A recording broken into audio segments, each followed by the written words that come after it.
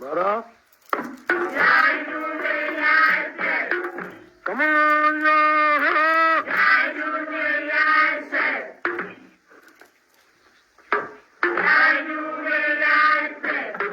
Come on,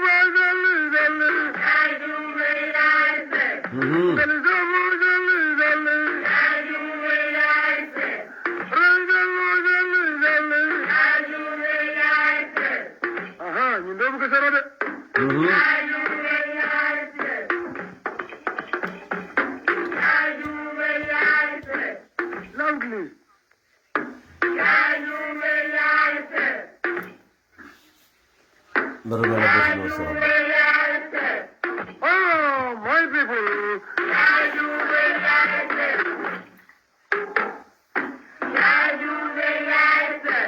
Once, but a charm. Mental command place.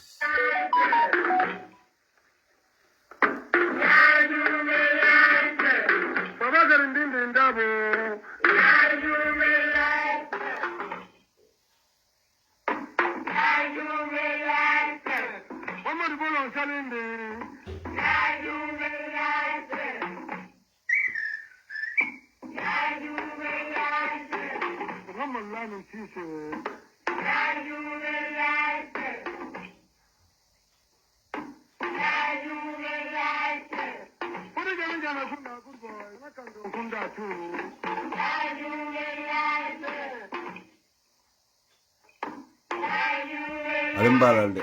Let me sort this out.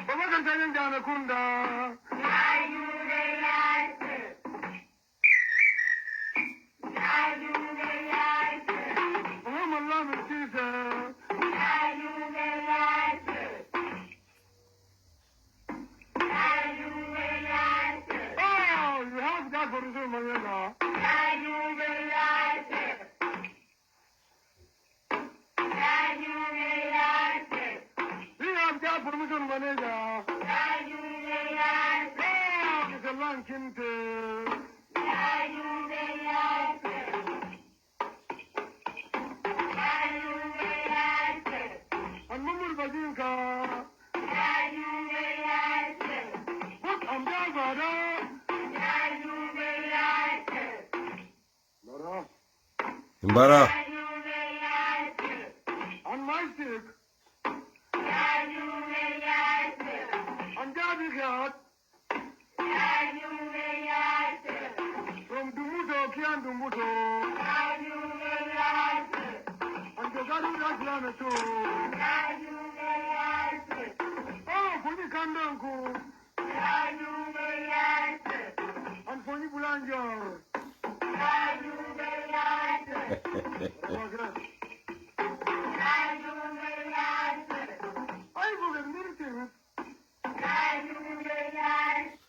Good morning, ladies and gentlemen. Greetings from our studios in Birmingham. Wonderful, blessed Monday morning. The 3rd of October 2026. Now the 3rd of August 2026. I think I'm a bit hasty for the elections that is looming over the Gambia. Coming to take place on the 5th of December 2026, when we would escort my Kotobro from the #1 Marina Parades to Mankamankunda. And we would have to have a lot of trucks to to help him pack his luggages and go and farm in Mankamankunda, like Jame said in 2016 that he would be farming in Kanilai. Ladies and gentlemen, I send salutations and greetings to all our viewers and listeners right now, calling from all over the globe back to our studios here in Central Midlands in the United Kingdom, the Great Britain. My salutations to all our listeners, our politicians, and National Puntum Pantang. My salutations to you. Koto bro, Ibenyadi, Somandabi, Idasuba. Ladies and gentlemen, we go with the great legendary Bajinka. Yai Jube Yai Shet. You know the video? In my lifetime, I won't forget our people.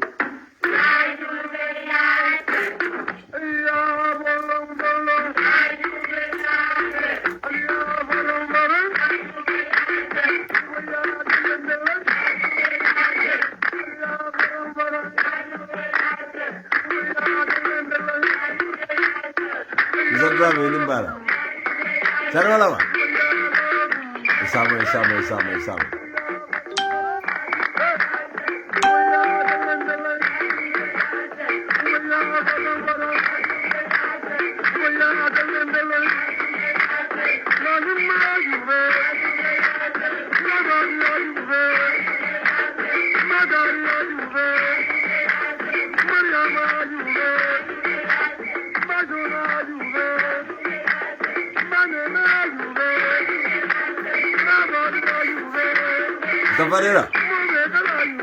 Safarera demba jang kian kol be jadi ya moy ko kian mi to dudale mo kian dudale baake ni nambe dudale honorable sir, I salute you. Good morning, sir. Honorable, you will always be my honorable, the best Sarahule ever.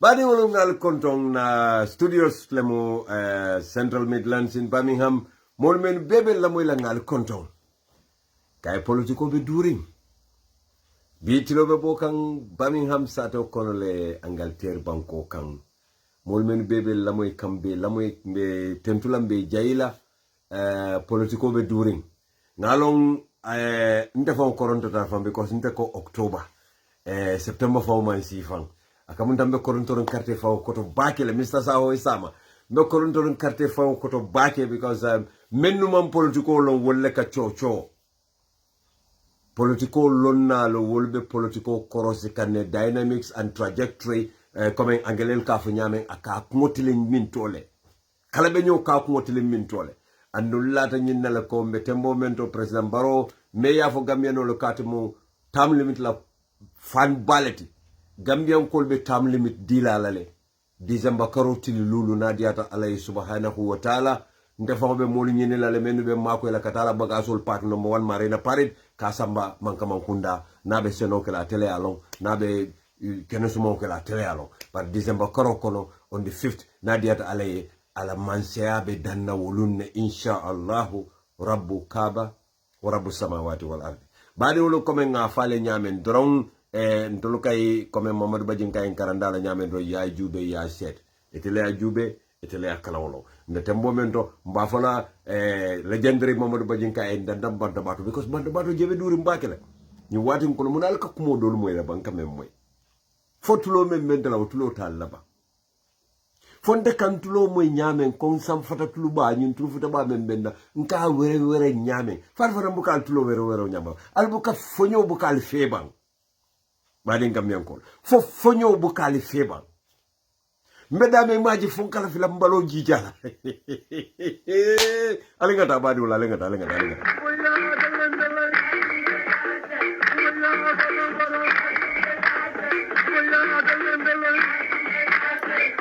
Madam Dabo inimbara.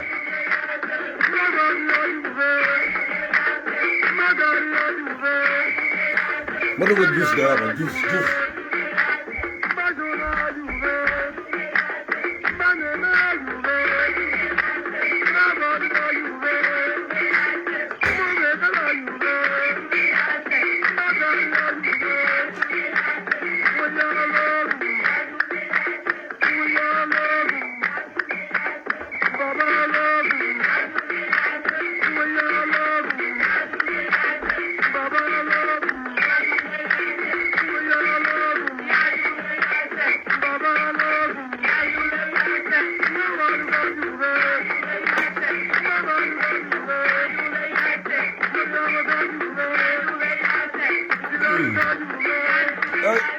You want your dear?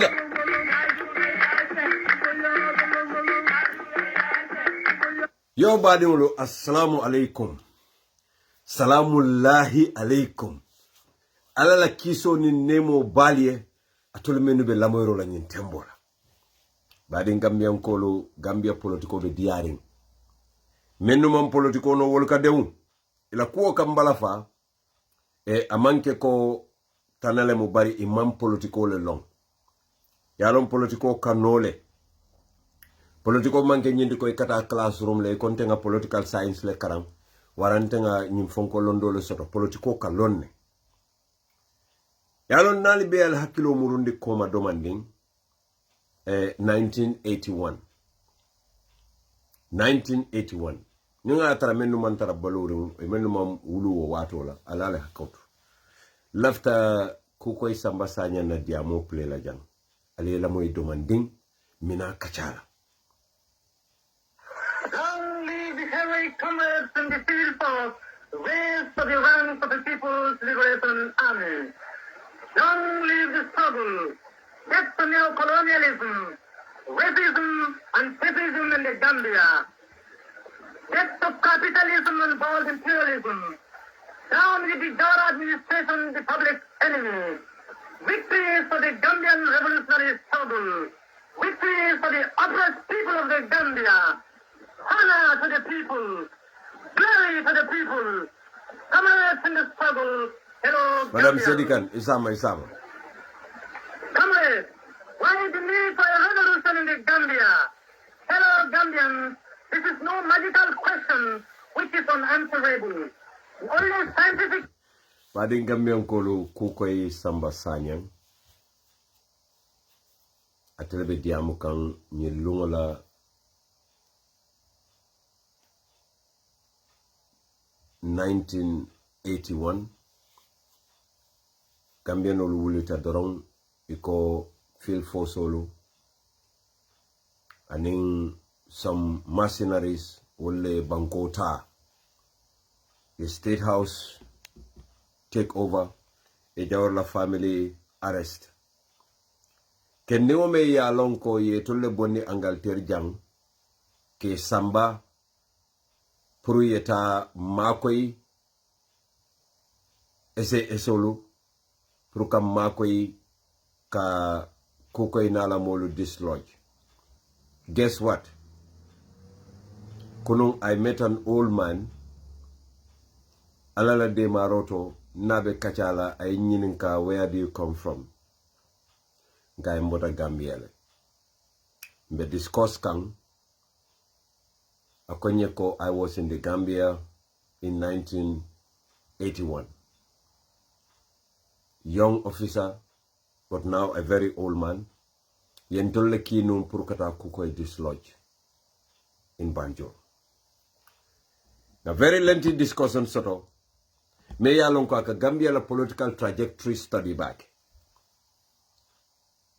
Akonyeko ntema along for faham balia lembang. But you have a savior in the Gambia. Nkaiko, who is that person? Akonyeko Usenu. Nkaiko Usenu Dabo.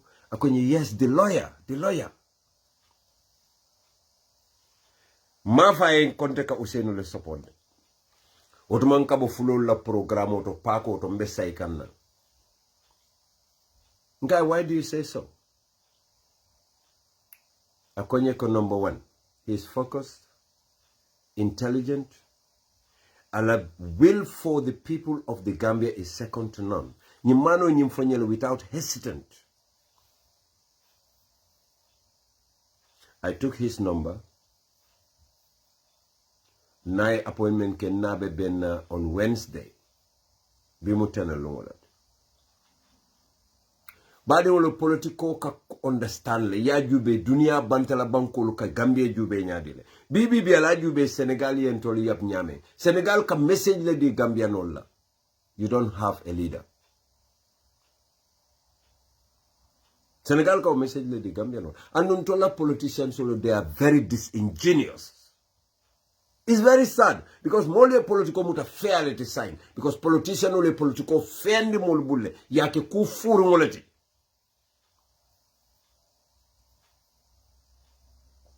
Ni murta ko mangalla mo na friend Mama Kandela Diamulla. Nata jube Mama Kande how he was easily bundled and persuaded by Macky Sall, who is a very racist dictator. Nyoka kuya back. Because Mama is one of those men in our political ranking that I respect so much. Mama Kande. Na bunya bakele. Nga kanofang. But Nanama these people are cheap. Nanama Ulo. I never knew these people can easily be bought for pennies. Nanama Ulo. You know, I have B-59, B-74, Katusa rockets, and everything that you can think of in the war arsenals in this political arena.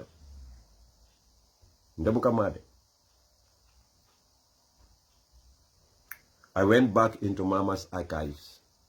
Mama Kandela archives all kono ala kuma kotol mburla te noma nye lamoy. Listen.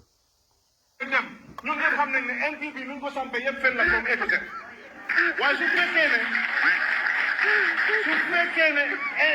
fen yooyu la nit ñi di dagg dégg buñ dégg ñi wax dégg duñ diggéen duñ dem fen ku nekk mu ngi mer na yëgul ma yëgaluñ ma ku nekk mu ngi mer rek wala galo ku mer rek nag na ci nga demee kon na ngeen xam ne ñun gënuñ fi kenn ñun yaakaar nañ ko ñun ñun ñëpp xam nañ ne NPP nuñ ko sampé yëpp fen la from A to Z. waaye su NPP nuñ ko sampé yëpp fen la from A to Z. léegi fen boobu la Mama Kandeh gom. Why? Gambian solo al kunim politiko kono. Mama Kandeh manke ko atata fayeneri ya kurundule. Alnin kademu rasulullah kaja. Mama Kandeh ma wuli atata fayede ya kurundule. Remember, Macky Sall Mama Kandeh commande Senegal le. Pura nayi nyin kumo kaja. Omar Sissoko Mbalo ya commandile pura nayi nyin kumo kaja. Pura ay kafu baroma. Dalili fula.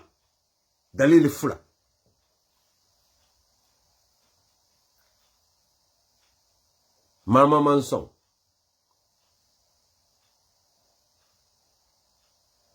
But why all of a sudden, Mama Kandeh Tata, when Mama Kandeh ni be discuss can already for a alliance form.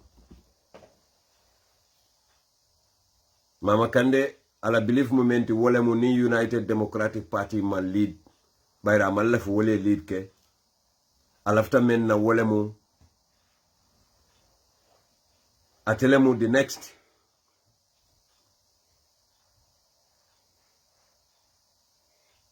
ning woman benno atelemu next ni man chance di atela he will go out alone.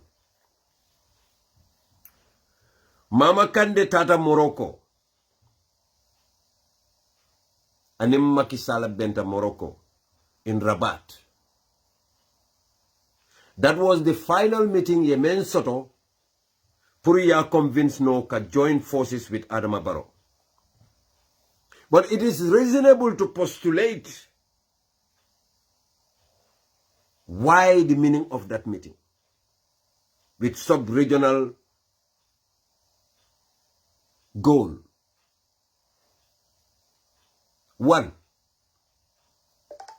Macky Sall is out.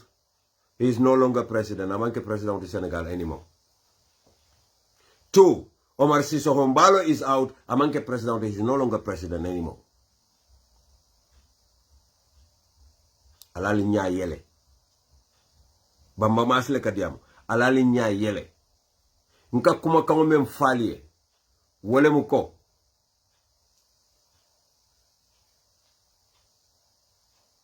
keba dibila lola ni be lorin dibola moli meje ite men fomu keba te nyante fanjala Mr. Jada may nimbara bake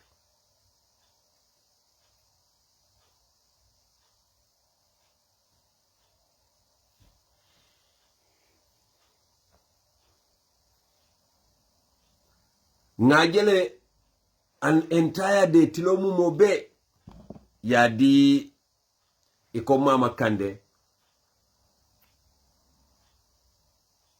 wole kana saun NPP moli umuta fembati bari badi Gambian call tonyala mi yes on paper mama kande after UDP atelemo the strongest opposition on paper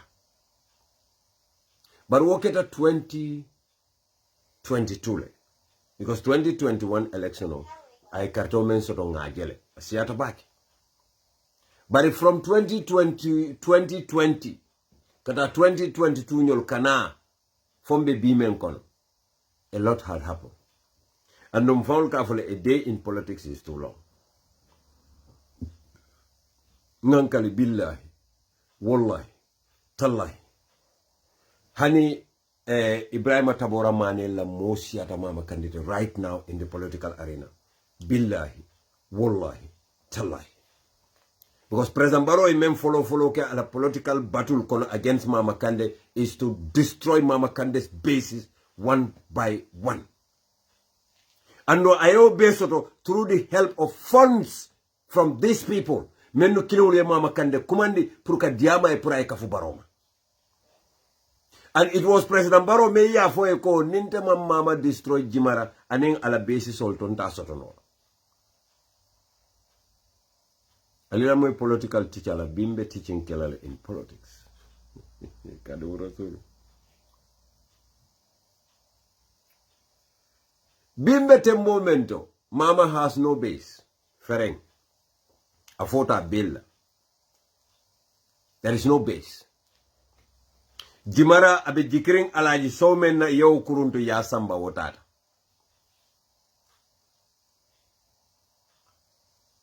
alaji bero mama la executive kono jumalle mu member solte meno bulata no makata baroya in the entire executive of the GDC jumalle bulata no ma pour kata baroya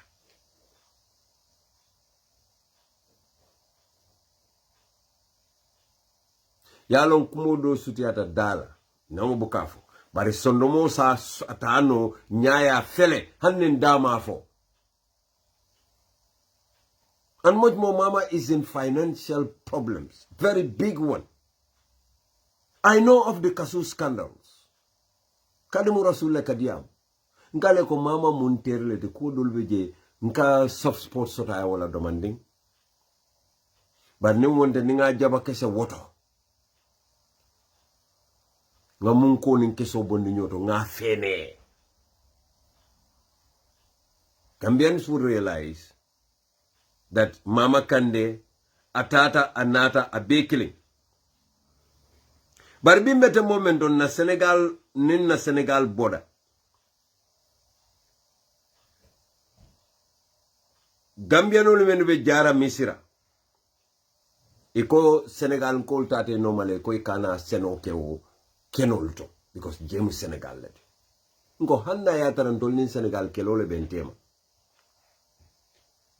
fo jertale banga nyo bali seno la baludula fola nko mole ko Senegal ka message le sen o message o tuto Gambian ko le bulu pour hakilo e dia yakara ngamira ndolla Gambia mazakunda ko Senegalo Gambia relation wolwe bodo ko kachale foi kambenda politiko e kawala falede ne kambenda sila nyunu menu katanya pinna sate wolo kay katanya pidulal kay ka fumole bokun koto sila wolo kawo ke munela ne atra kambon keta already ni kambe men fale to nyati je kambenti je there is no agreement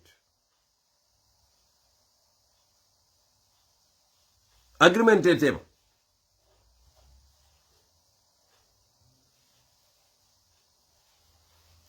Birim Mama Kande nata NPP. Aliamu la même fois. Akoni party balu konti ate fanambe o party balu konola. On paper, yes, he's right. Nobody mota so solo. But bir mama kande ofo. Wo party ndingol menwe sirin wo dlato. Alime nyada alu korosbang.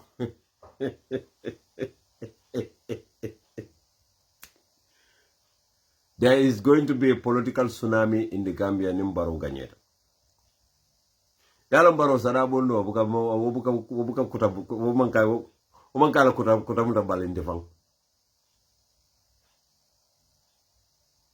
Ando menka kacha menka fusanto mbe wala folade. But membe duma maybe inso dulma abono. Vice President akaole nyini waran Speaker of the National Assembly. But until a source we menta wale Speaker of the National Assembly because Mama Kande manke tole is very smart. Alkana jeda be batarin nede e julosita account ba kuruntu kan about try can to survive politically because Mama is politically damaged by Baro. Nina mutonyate. Baro and Mama Kande are finished completely. But Mama Kande is choking. Anundela for maybe intelafla purka into details, but Mama Kande lafta menna, according to Intela source, is Speaker. So Baro has two options. Ning atare to leganyeta, mami to beganyeta, but need to leganyeta. Baro has two options. And nung option men soto wole munyentiko, wodakala ba me alonko membe banku jarajaroto, iba bonila nanjele fa bakar to monjata sambaje, ye Mama Kande say Speaker noto.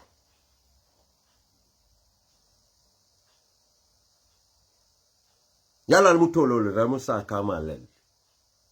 Barali nyabe le mota flali foni nimteron kunso wato siral nyabe le. Ala le monta be ngale dro carte fo sita baro kada parking la kasai kada manko mankunda. But nu wondenu na atara Mama Kande serunna na kanu. Don't know some people would get redundant. Yala wotuma do kubla do niamo ko kana redundant sila mulbe ka de ka fo malon fon tobe jelba nabo alaji so fo fon tobe jelba nabo ngoto ma Ibrahima tun kala ni dudi jaw ñu yamere tuti jaw mul ko tara dewne because yalo Gambia do ko man do ku dingol si do ko man si. So civil servants becomes maids with no rights. Nka molije ikafonte discourage. In politics, politician akafon discourage. Are you a true politician? Karte keso be Gambia di wala bulumbe kata nyini wala bul. Je, ite pete episali manta blado folo ite episali ko ngamo Mama Kande le nata kafuta Baroma. Who is Mama Kande after all? Where is his base? What strength does he have? My boy, my brother, I will tell you my tale now after my program. Nibe ukajala, please, my boy. Yaje. Ha, bari ñu wonjo bem fala wonjo dia baba bada. Yaje le membe keri mul malong. Bari nkoy ko politiko bukan tulu jija. Mome ya lonko. Kujanin timbi wa nyumo fale ibuka kumola kumo foye, woy kumo bele long.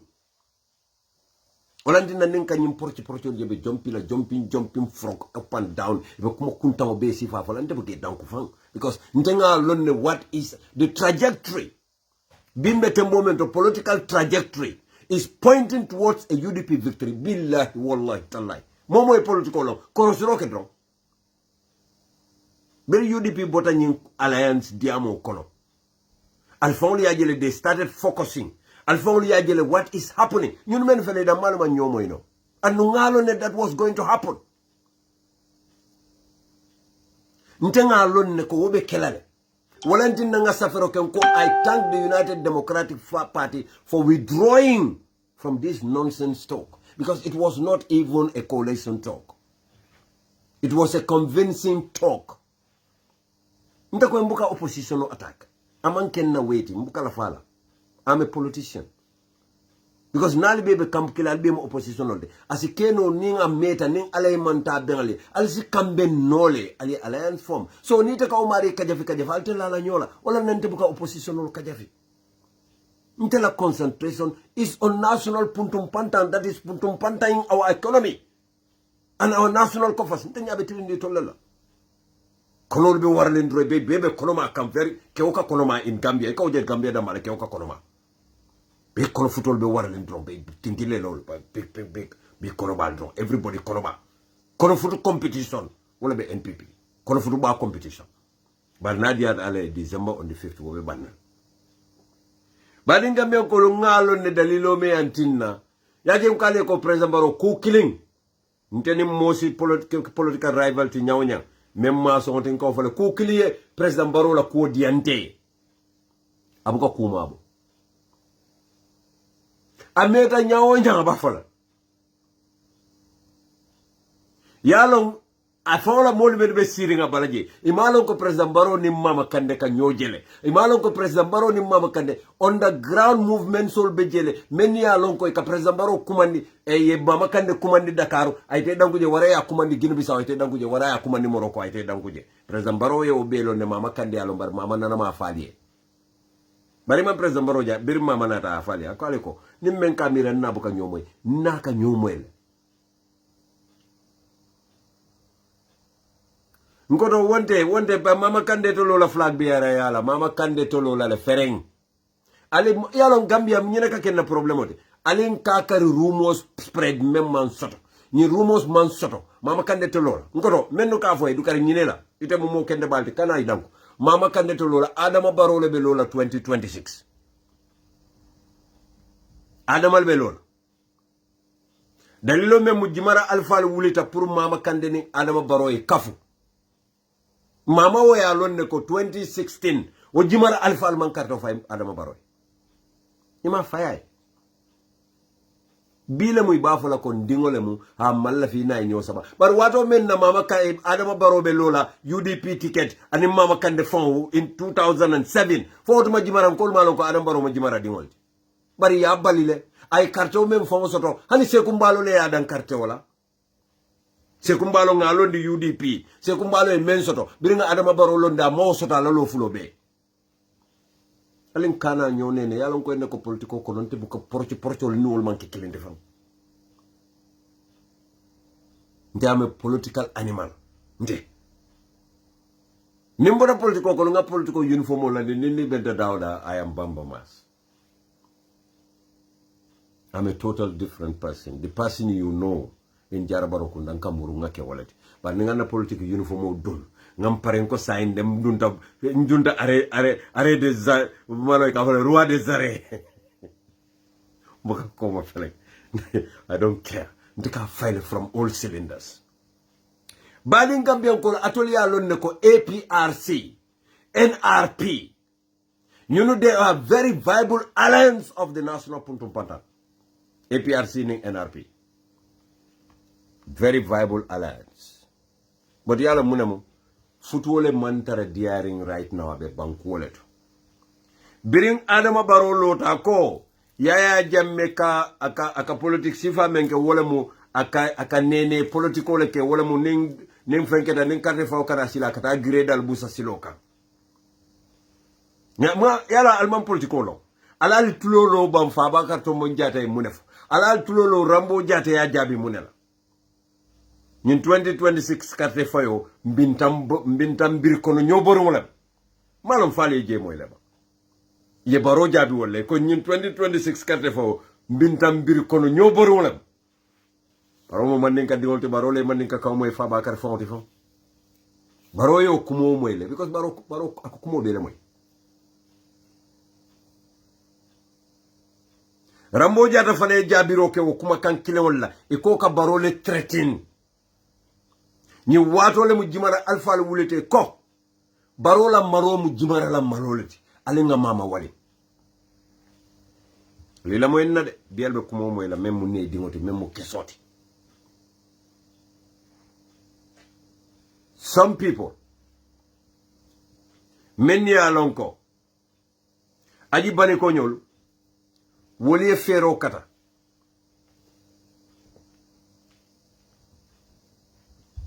molu bota julangel ye contact arrange pour Macky Sall e intervene Macky Sall interventa ay mama kande kumandi for them to meet in Rabat, Morocco. Mama Tate Danko. What is put on the table? Ye melandi tabulo kang. I said nga fonna diamo kono nko kasu scandal mbota kalamale. Akita dronko mama muntir leti. Political kono, I don't want to go personal with him. Because I'm all julo dunjala. Ninga tara demba kono furu ba sabale le mu ye o mbaw junkula le no good no bad bi dai mba busa la kurpe ñu fulo be la double ñu ndon atodo ñi fenke atodo Senegal ko la ñu bari na atodo fam fenke franc la left hook mbaw la dilala ning anim fo la sao kambila right hook to mbaw la dilala. Bari ñindong albe yam fula malade politician no munte andu mama is still my friend. Though I make it and war, I felt he sold his soul to the highest bidder. A pisalta. Anunta malon fulol buka pisal malo mune mama pisalindi. Nenko fulol buka pisal me nunta fulol lele man saif. But because honey koto Ahmad Ba from Pisalta. Ahmad Ba, a Pisalta bake. Nali ela mwe alie tani ali hakilola kelome alon kabedula. Kelome dula bake. Ha. Kabin kita president wali lumme bama falo nekk president mbaka taka pundi mama kan nekk mangé don gorgolu pour andak mom social media ka kumol mel befo social media li ñoo wax yépp ka fa mama kan ni president baro ko ñoo jëlé ne pas maka nak president ñoo gisé al ma kalam do bari nga ñoo jëlé de mu ne yegu len ton way dañ dan dégo ci suuf de ya moel nimmolu kalo iko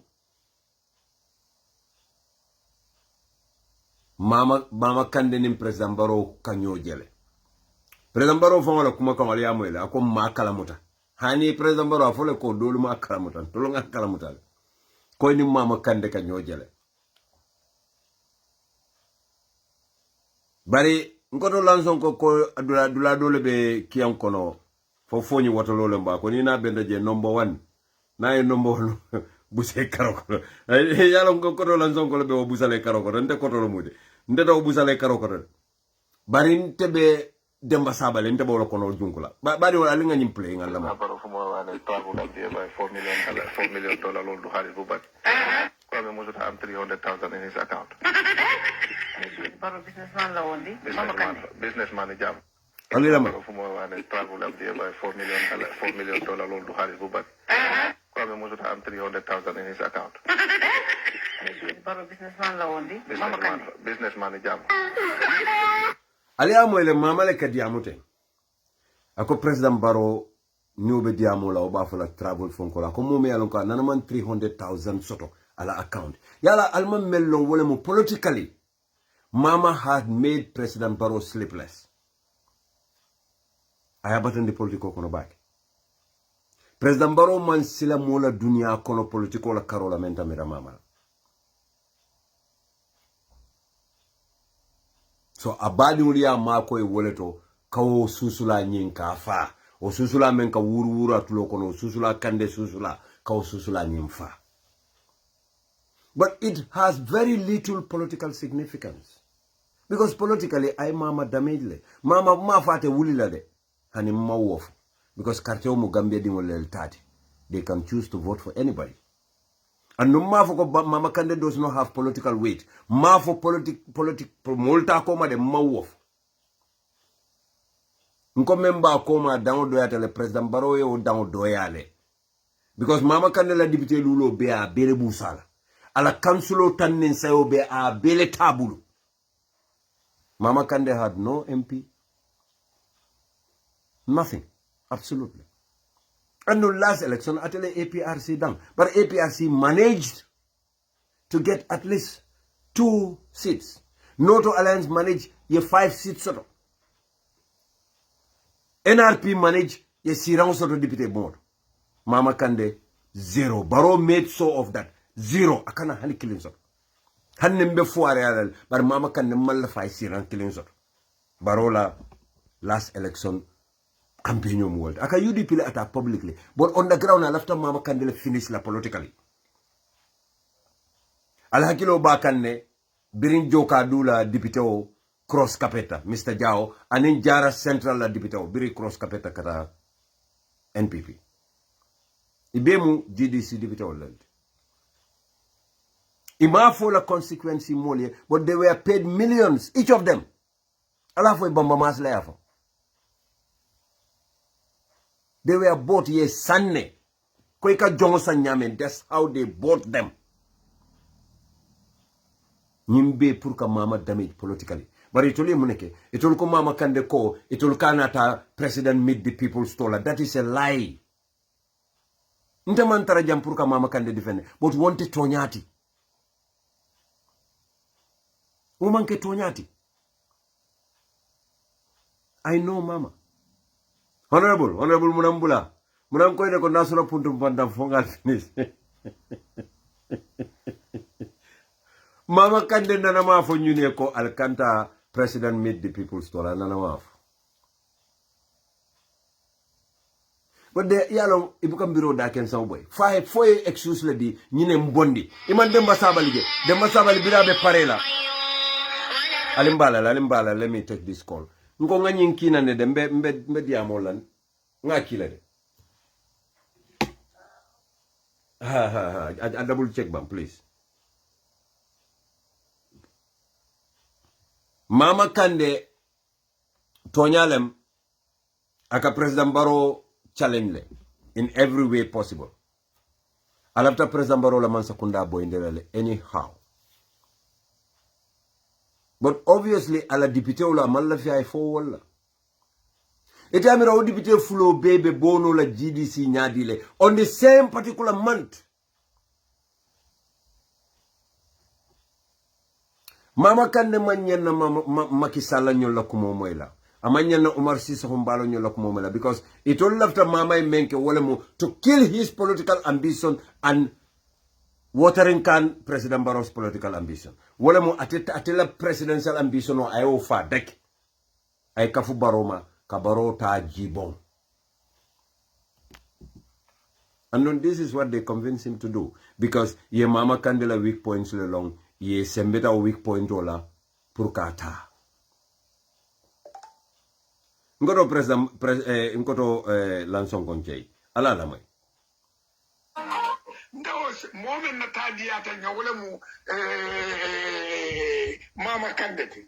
Ni sonda ko mama kande fani afonol. Kunu mama ya ba falako na excellency la ma afono malutai. He is guilty inside his mind. Billahi wallahi taala. Alta Gambia fala Gambia le bato lu fala Gambia to fala Gambia Ngoro la diamol be damen diata nyadro ako he is guilty inside his mind and would la mu kuma tonya kesolet yalon comme molka vo politician olu idabu ka tonya fo nunda jana kirib karab ibenyin si falla badi Gambian kolo National Assembly ila carte Fonko, carte Fayolo. Upper Fuladu West. Ismail Cham of GDC I 2,377 votes Lesotho in the last parliamentary elections. GDC mama kandela party ombe wallare. Left a purunna le politiko le kacha. President Barola Bakari Kora of NPP got 4,078 votes. Ali trajectory jube ali korosiroke. UDP la numukunda Kanyi got 2,789 votes. Ngamira, isn't it? Yerombalo mem lota NUP I 237 votes Lesotho. But there was an independent candidate called Usman Dimbalan.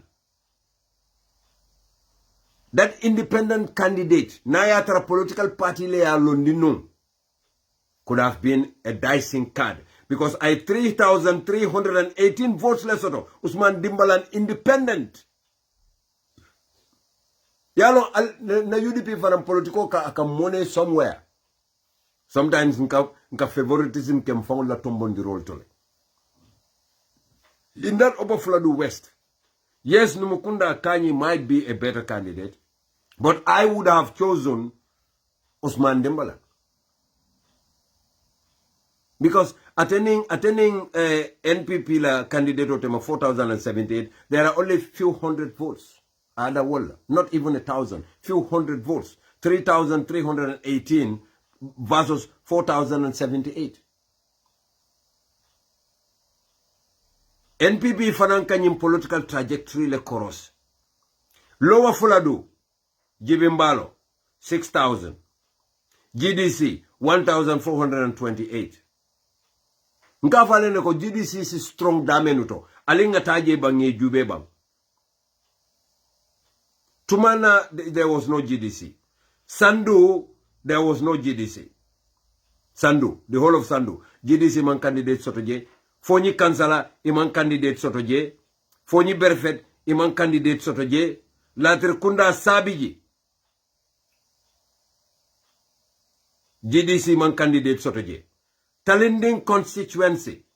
GDC man candidate. GDC ye candidate ol londi dameng. Ife dame mula stronghold ye candidate ol londi wolto. Alengata je ngajube President Baroye GDC finish je nyamen politically.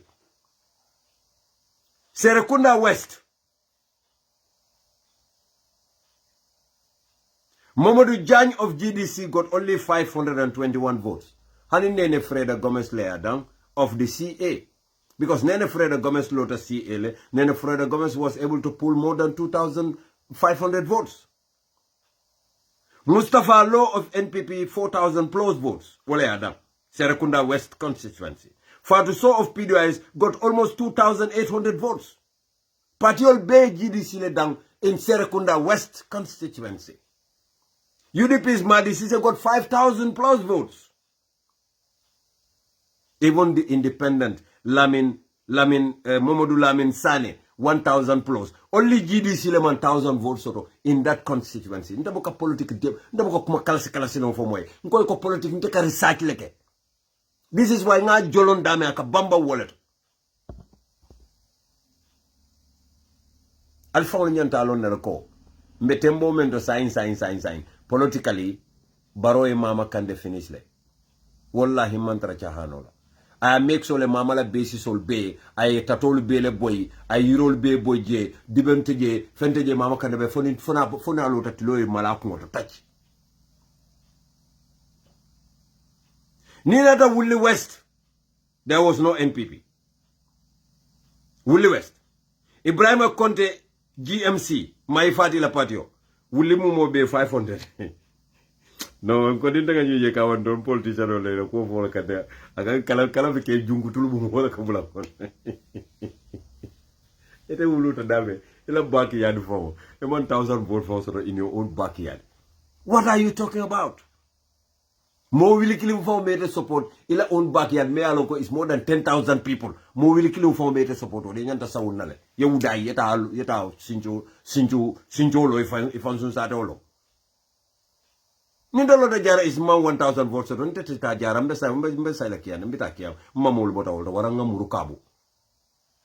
Je, ito banko mo be ka mo will kill information kanodla. Politically, it's not possible. You come to Joshua, APRC, NPP Mamolo Ndiwoto, you chance the APRC la for Joshua. And guess what? Sirif Sar pulled off.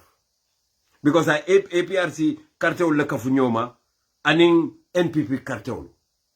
So that was a very strategic move. Bakari Janama of the UDP got 4,000 Adama. Yalo APRC ni NPP le kafuta nyoma Joshua.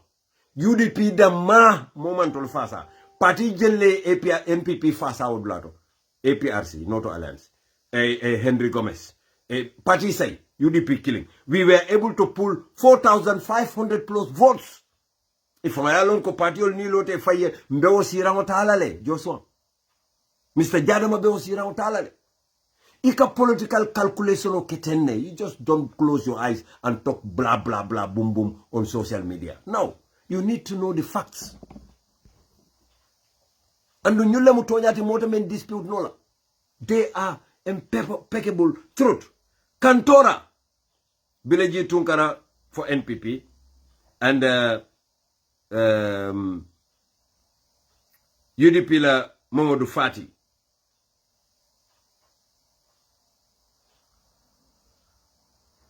Bileji Tunkara was able to pull up. You come to Basse. Meya lonko GDC ke tinsan jela le nun. GDC could not get 1,000 votes in Basse.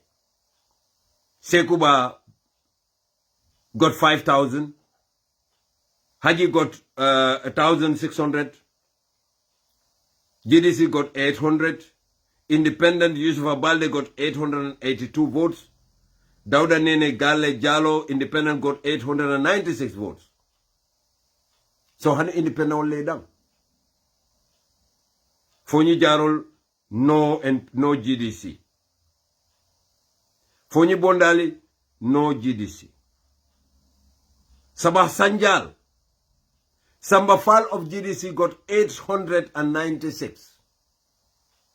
So albalo nalko in 2022 last 2022 parliamentary elections Baroya make sure leko ka GDC ke damage politically. Bundunga Kunda no GDC. Badibu Ilyasa no GDC. Lowa Nyomi GDC Alpha Kelo I GDC la Momodu Bob sorry I 2062 votes soto. Tamsir Cham of NPP 6,000 plus soto. Ibulow Independent Mama Esli PDIS 1,000 GDC PDIS da wotole. Matar Jeng of the UDP Wole GDC down. We got 2,087 votes. So GDC came third in Lower Nyomi. Central Badibu, no GDC. Central Badibu, we have Mustafa Dukure, GDC. Kemesaba, Karte Kese Konondo. I want to Suleiman Sao, Willy Saba. Central Badibu. Nyomi Sandola, Opa Nyomi. GDC lota auto fanande. Momodu 1, ye wole londi. Karte Kese Willy Killing, Kemefula, Tankonondo. In 2022, ye karte soto bake dame nutonka wole tofo. Lowa Nyomi, Opa Nyomi, ye karte soto to demanding. But nina to Omar Dabo ni tol temola. Omar Dabo is almost 4,044. When Lamin Diba got 2,746. Combo South. Abdullah Fati, 1,111 GDC. Ila karto siata damenuto. Bari Babukar FM Koli. Me alon ko wolota independently. Babukar FM Koli. Way karte kise Willy Lulu, keme fula, tal Lulu anim fula le soto. Womu independent wallet. Momodu Boja melota NPP. Neonin keba kebi barola karte ujube. Keba kebi barobe will tang. Will tang. Olande na birita da jana todo fenge bur fumuna sato fonto do keba mari bota sato ben fonto atodo mfang jamburu mbari mba fala ko fosile di wuru jamburu ko leje nde jelolo fa way namuda fang obviously and another combo south is it this is combo south consequency and this is combo Brikama South. Sorry. Brikama South. GDC got 1,348. NPP, nga lafta NPP la Catholic and in GDC la tafeng because UDP ntolnge dambakel. NPP GDC ntolbe 6,000. Okay. NPP got 3,946. 3,946 when GDC 1,134. Ye da more than 1,000 votes la je. Sane mentoring.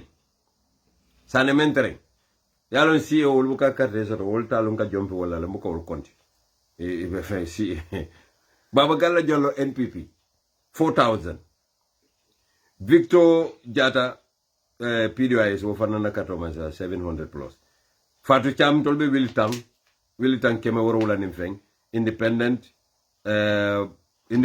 Abdou Badji 1,455 Marongo GDC ma molondi je no GDC ma molon okay mbe jompla sane maintenant GDC ma molondi woto Busumbala constituency woto fanang GDC ma molondi woto Mohamed Kante lota independent with 10,000 plus votes when Sekuba Jaju of National Puntum Panta got 5 half of hani Sekuba Jaju la half ani Mohamed Kante la half of former MP Sekuba Jaju Masoto Nunga fine, nka mbe sambala retirement. Baro fanan kana fanan sambala retirement. Combo East. Esa Damfa. This place is very funny. Combo East.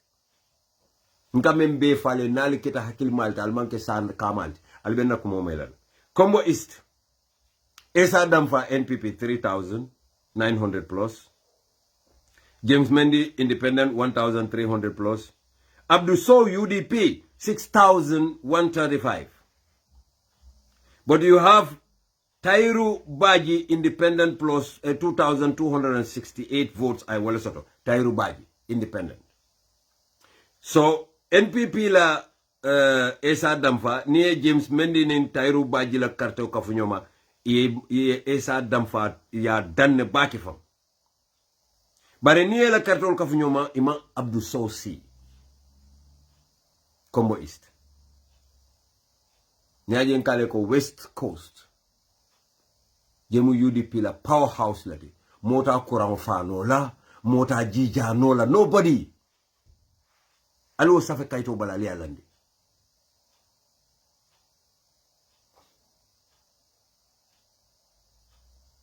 Ale kaito safe ali alandi. UDP la stronghold la mod.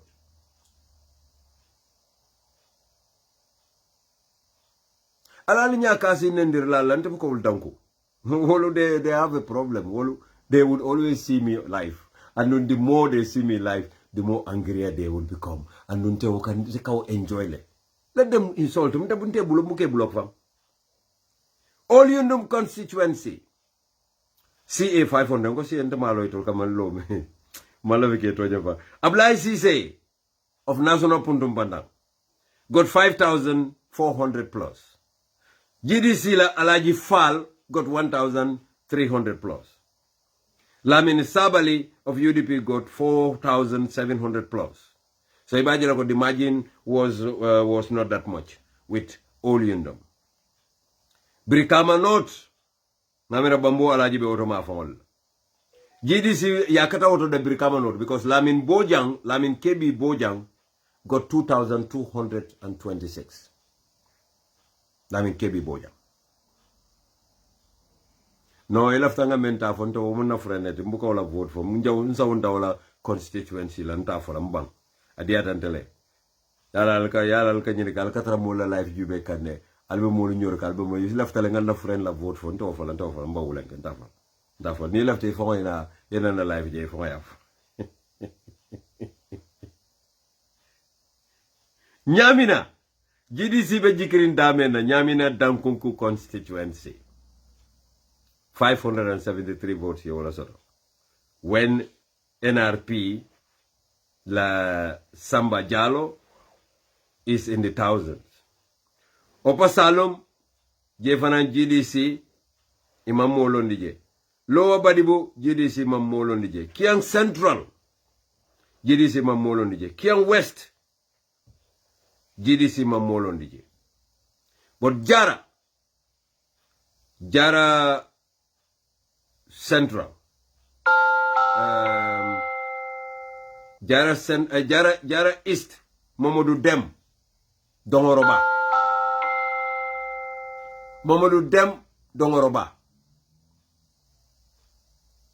Alisi Alije Miraba Keban. Dongoroba. GDC Molondi strategic politics. Botuma Mama Kande Kawalek. I know. But GDC Momelondi got 1,039 votes. Haruna Bari, NPP, 2,775. That is not that much. Women's here. UDP was about 2,334. And Party Balde Independent got 551. Okay.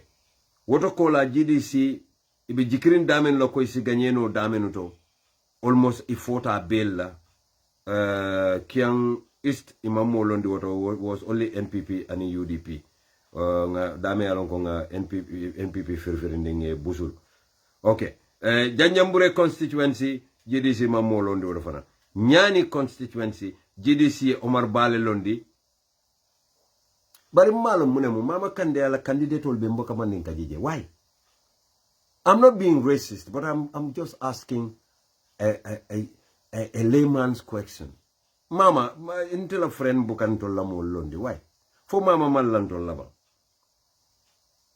Ala candidate ol be too, all of them. Nko kilentije. Maybe mama niente Londi Jara East. As possible nonga ganye. Why don't you try that? Try me and see. Maybe Barol after Membela, what a Wokula Tono, at least you will get one candidate. But it's a try political mumo be, even Nana Manding alone, Mama can. Ila political mumo be. Why? I'm not saying you are racist, no. No. I know you are not. But maybe you must have a reason. Maybe Dalilo Bebul. For ya feel like a Ganyela ba. Or maybe Alimbala, let me take this one. Alombe live program lade. Is it urgent? Hello? Mbedi mkamwaya yafa. Anda binankola kotek. Sami constituency. Alpha Omar Jallo, GDC, 1,346 votes.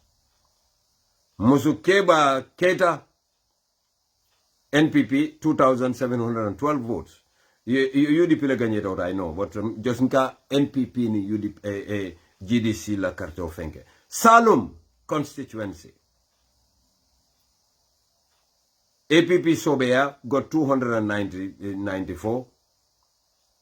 Seni Jawara of NRP got 3,564 votes. Halima Sadia Sow, Lota UDP le, Manfen Soto.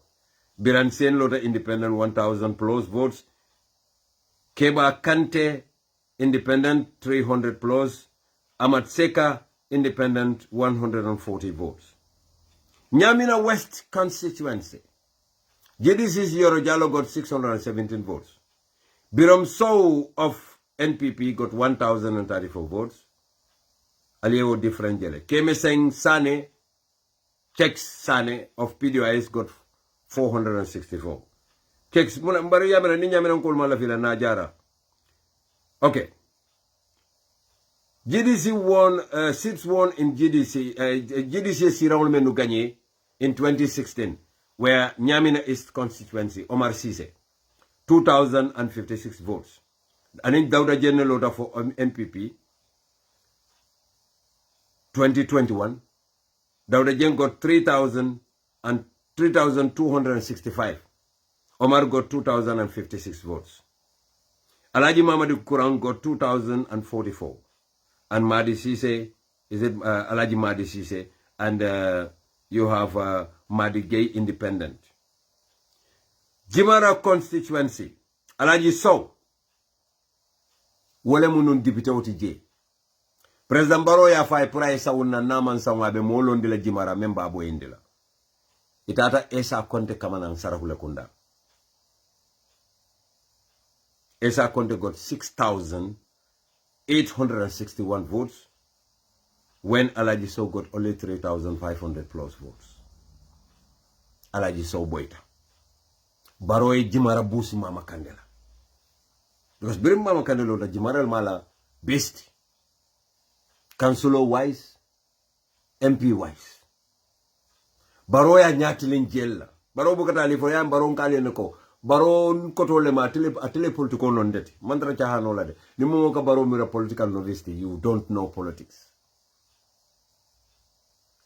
ay mama kande bute atata no ma jokadu bira ya bute nyamina atata no ma jimara ya busandije atata no ma jokadu because yalo mama kande free no men ken na 2007 2000 baro fa me de no ayo kumo fola yaje baro ala gara walle le dangerous ta kidi kesot ame de no ayo kumo fola de ako mama kande meng di tatani mama kande tema 2007 mama na to wala julo jote aya kumo falim Ngotole smarta.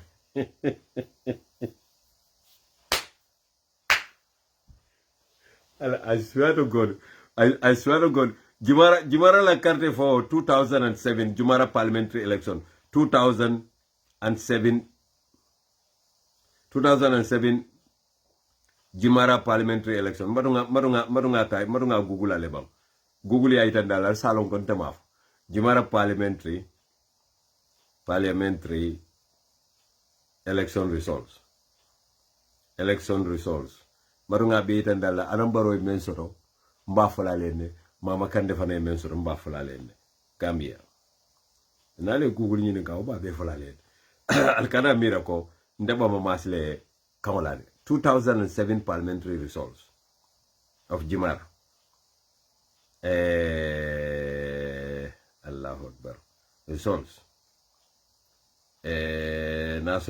national patriotic reorientation national patriotic reorientation and construction national patriotic reorientation and constructions 2007 opposition alliance let me see this one no ngoto la kata ngonta hanyila fola jam because nin komba fola jang abita sangara baba bala baki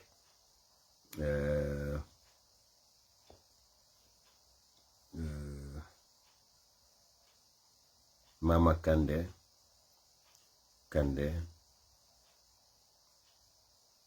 APRC versus Dama Barrow UDP. Yeah, okay. President Barrow contested against Mama in Jimara. Mama Kande got 4,046 votes in 2007 when President Barrow got 2,835.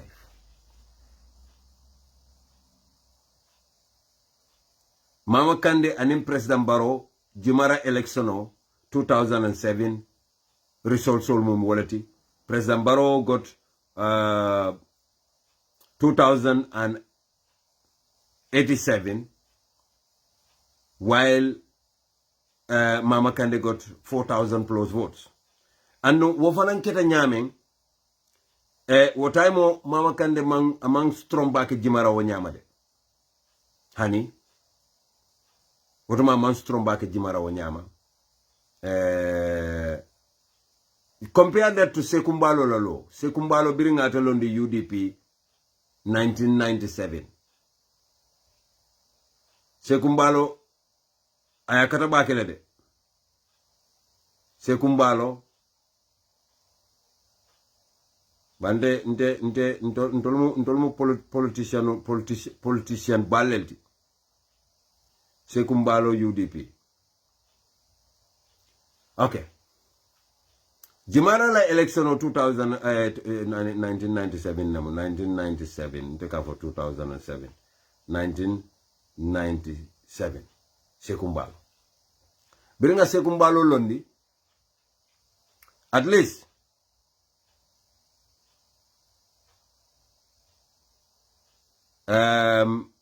this is an article Sekumbalo Fangoy may write from Bronx I have Bronx la website le Bronx Inc. ORG 10th of October 2012 Sekumbalo Fong la safero badinga miyankol yalo alkanda miranga kamolela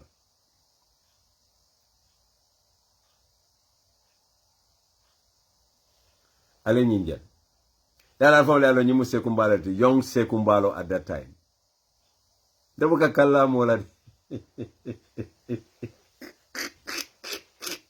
alfa wala yinjala yalla wala tubabu karaw di yadal tubabu karaw VAR sai wala be kere alfa wala se kumbalo jël yaay ke ñuma balam de se kumbalo da ko ko nda fal jëm yomo ko di kadu se kumbalo wotuma abe America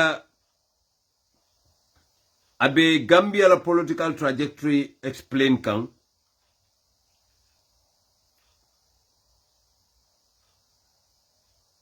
ako in 1984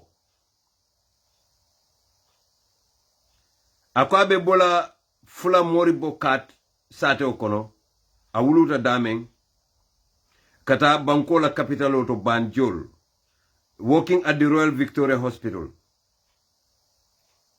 Akamu deputy supervisor lati Mansakunda kono do kuola wotumo.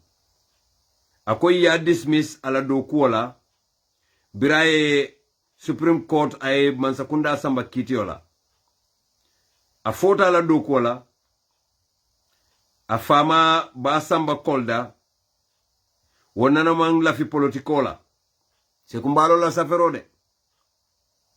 Ako bari mojama be jimara especially Mbalo family imalla fi ay politiko ke jimara 1997 ako biriya moy ko adota politiko lale ala badingolu be kam fata kamma because wolni Mansakunda buka wali badingam yankor. My dad never wanted politics. Actually used to discourage me to get into politics. He said to me, you know what? If you go into politics, what I'm afraid of is you might be going there and tell people lies. You tell them what you cannot do if you are in political office. He said, I might go and promise things that I will never fulfill to the public, and that is a very bad thing. Always tell the people your honest thing, what you can do for them. I mean, that was his belief all the time. I remember when I was going in for nomination for elections, he never wanted it. So I said, but Daddy, people call for it. After going to elections, knowing that I won the elections, I was deprived from that winning. Went for election petition where I thought I would have justice. I was denied of that justice. No, so I said, you know what? I don't think whether something is going to be better here. So I got frustrated. I just took the decision that I should move out and go and build a better future for my family. There was democracy. There was human rights. Human rights was respected. There was freedom of speech. There was freedom of the press. People were free to say whatever they want to say. They were free to express their opinion, openly. I used to stand, and when things are wrong, when I believe they are wrong, I used to stand in the open, even in my job, and say, you know what, these things are not right. This thing is happening. And nobody would arrest me. In the days of today, of Yaya Jammeh, I mean, nobody would do that. You do that, you are in jail, or you disappear. That is what is happening. Many people are here because of... Bari Gambia nkolo ngalo mankangola sekula ali nyumboya. Ntolomo political animal soul. Nka kunko kono kobile. Yeme mabo dinko kono nga bondi. Bise kumbalo niwo APRC lebe siram mirakiling. Ando aka fama nyim faye. Malla fiye dum politiko kono kati ni dunta politiko kono ibita wuli ala fola. Ibita fenne fola muli ete menke enola.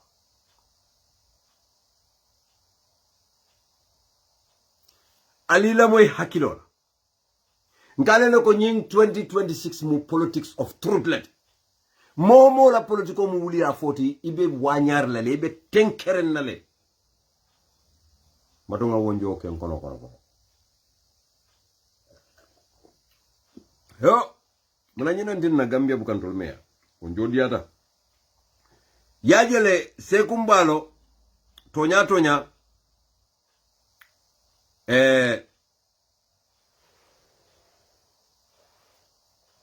sekumbalo nyanta ala tentu la UDP ma bake. Bari mome man ala tentu obuka jongo tentu. Mamadou Sabali ñol be jartani wala biri tata foy batate torata il lafta pour ye bo ñin toro membe kuŋola ye ñaatiling United Democratic Party la wole platform ol dila Sekumbalo was one of those people Sekumbalo biri UDP bu mol kila America Sekumbalo ñolle mu molti menu lote ko ye menu tombo man kadiŋol dammal itata Yaya Jallow ya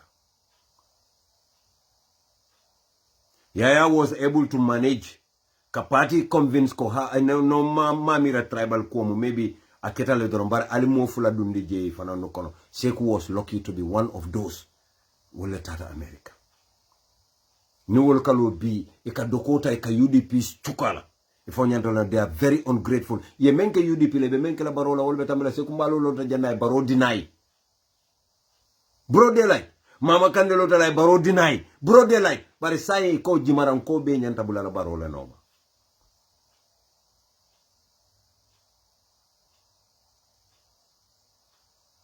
ngo Gambian call alla forea tata min where did it go fa tama talaba tata holidays la lama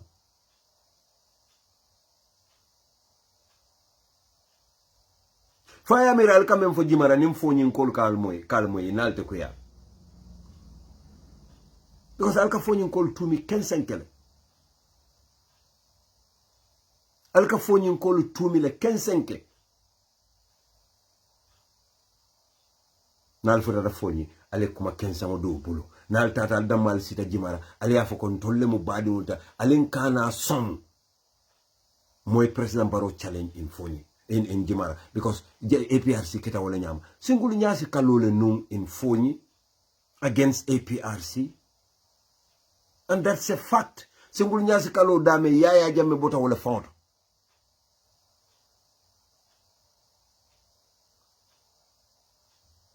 Ndo hanna buka ganye bara aka make solo ko fo nyimam jeman no opposito. Andu ya bota wala to. Bari badi Gambia ko lon kale ko politique sifa men ka wulu Gambia. Is politics of deception. Politics of lies, politics of manipulation, politics of misinformation. Whatever faringe tepu and politics of tribalism. Nimme lafta yella moy, nimme malafi kana lamoy. Mbuka mo forcé. I am a free person. Ndebe wulu la do wayatara Gambia independence. Onde free no la wulu ta man wulu tuba matalo kono. So mota fola nyenyanta men fola men diata tembe wol fola place tembulu UDP man place maraje man tar marlen fenaje UDP fontaine sanction nola eten sanction nola eten control nola melo yo malami bari mbe konton nambe jayla be UDP be konton nambe jayla alila moy ba fole ko yemin fo ila ko mo nyimba to nyandi Nkala ichamba jibe ba divisional vice chairman no bank wallahi ni fo wallahi ala safo inam wallahi fula kelo fula mandin ka kelo adama baro Macky Sall nyimbi mu Macky Sall la fi rol ka adama baro nin mama kande ki kilintinde alay samba jibe ko bin ko billahi wallahi tallahi mama kande Macky Sall la ferole ni lol diamu tako ako fulak alfa le tata ka diamu mama kande pour ay la baro kan pour fulol la malo ni baro boyta fulol la malo toñale wo sa ta wo fana toñale kalo nyimman ken nakumati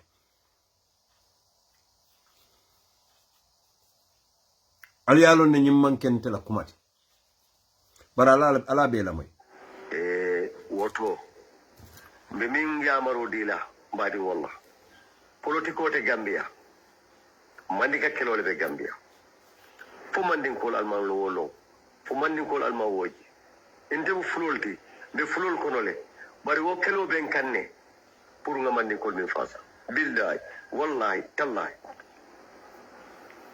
woto min bin fulale e mbadi manden kulu ali ngeje e mbadin kulu ali kacha ali dum mbadi bunkono barni manden kul siol be den tay bal kella sanji tan saba manden kul hani kabi al damma be nyo kelola ha tonya nyim ku silari kuleti de gamba bita ya Allah be duma cellal wallahi mawda hali gonga billahi wallahi tallahi alinga nyayele ntata fola President Barrow is a tribalist because President Barrow mo mandingo. But many President Barrow surround 99.9 plus 1% are tribalists. Ntelengaf. Andong mantara fanya foka. My friend, aliya mwele sidinjaye kuma kamemfo.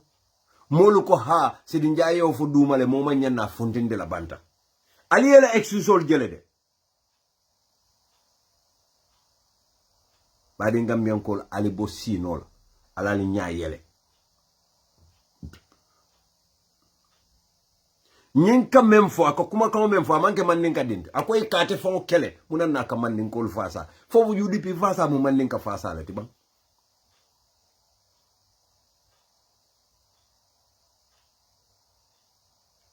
Bari ikal tollele ke jorangoti ya bula sel teola al dankato malu na le sel te fal parete te ran ko te ya fay.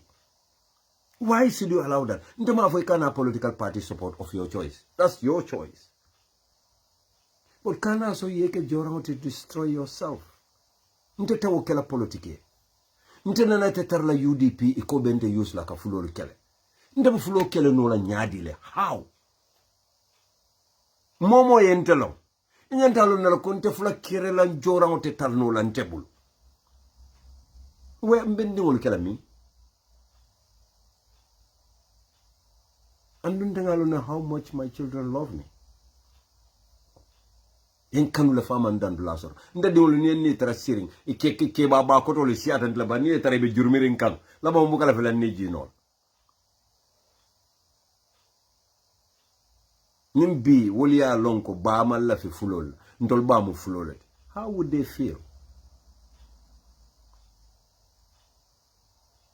It's gonna be not good for them because moy kita nyawonyang iba wo muy baleti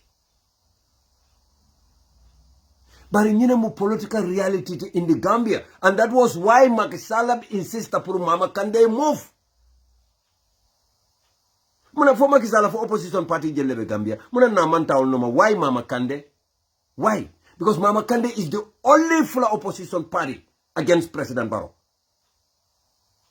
And nyina mu tonya ne dingoti. Wala nankale ko trajectory is pointing towards a UDP victory because albele nyante jela wati killing. Ko, why is this happening? Why Mama Kandeh be insisting ko? And why Macky Sall be insisting ko? Mama Kandeh manyan na lola against President Barrow.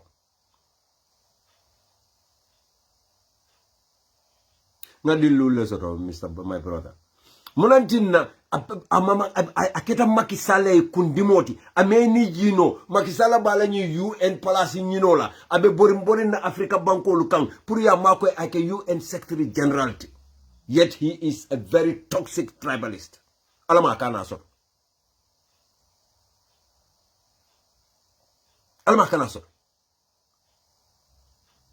atol fo no Macky Sall la campagne mané dam Umar Sissoko Mbalolti ilanyin tribalist rhetorics. I hate it because nyine division o samanan tolla bankoka nyine nyos jawya samanan tolla bankoka nyine tinna friends iballa nyola friends olbe ebe sobiru nyola and itolle mu friends kabrin chuk kabri dinding itolle tata karambu kilewolto ibe sobiru nyola bankoka albe be banko kiloka. Why? Momo mutonya moti ibe NPP national puntum bandang ite nyanda tarajele ka tribalism kela boje. Because tribalism atele ka NPP tamandi. Tribalism. Wala ntine alkal kontenyol by State House. Wala ne siaka jatanyol by State House. Fali amira mone mu tribalism lem. Wala ntine keba ma di tata Adama Barrow ya kai ko lafta nie kacha kai hanin nite kacha nola. Ilafta fe ho fola fo Sidinjaye karafonye. Sidinjaye is just deputy spokesperson. Wala na President Barrow be Sidinjaye prefala against keba ma di boja me alonko atele mu youth presidenti. bari yalon te sama fu wonke na problem. That's NPP's problem. Bari mba folale because that is the truth. Nyine keba ma di kamfa. And I every right so like a kamfa, my friend. Munantina keba ma di nyanta tala ninsi ninjaye kacha oita for president. For what? For NPP nkole man keba ma di tombo ya kela youth president bang.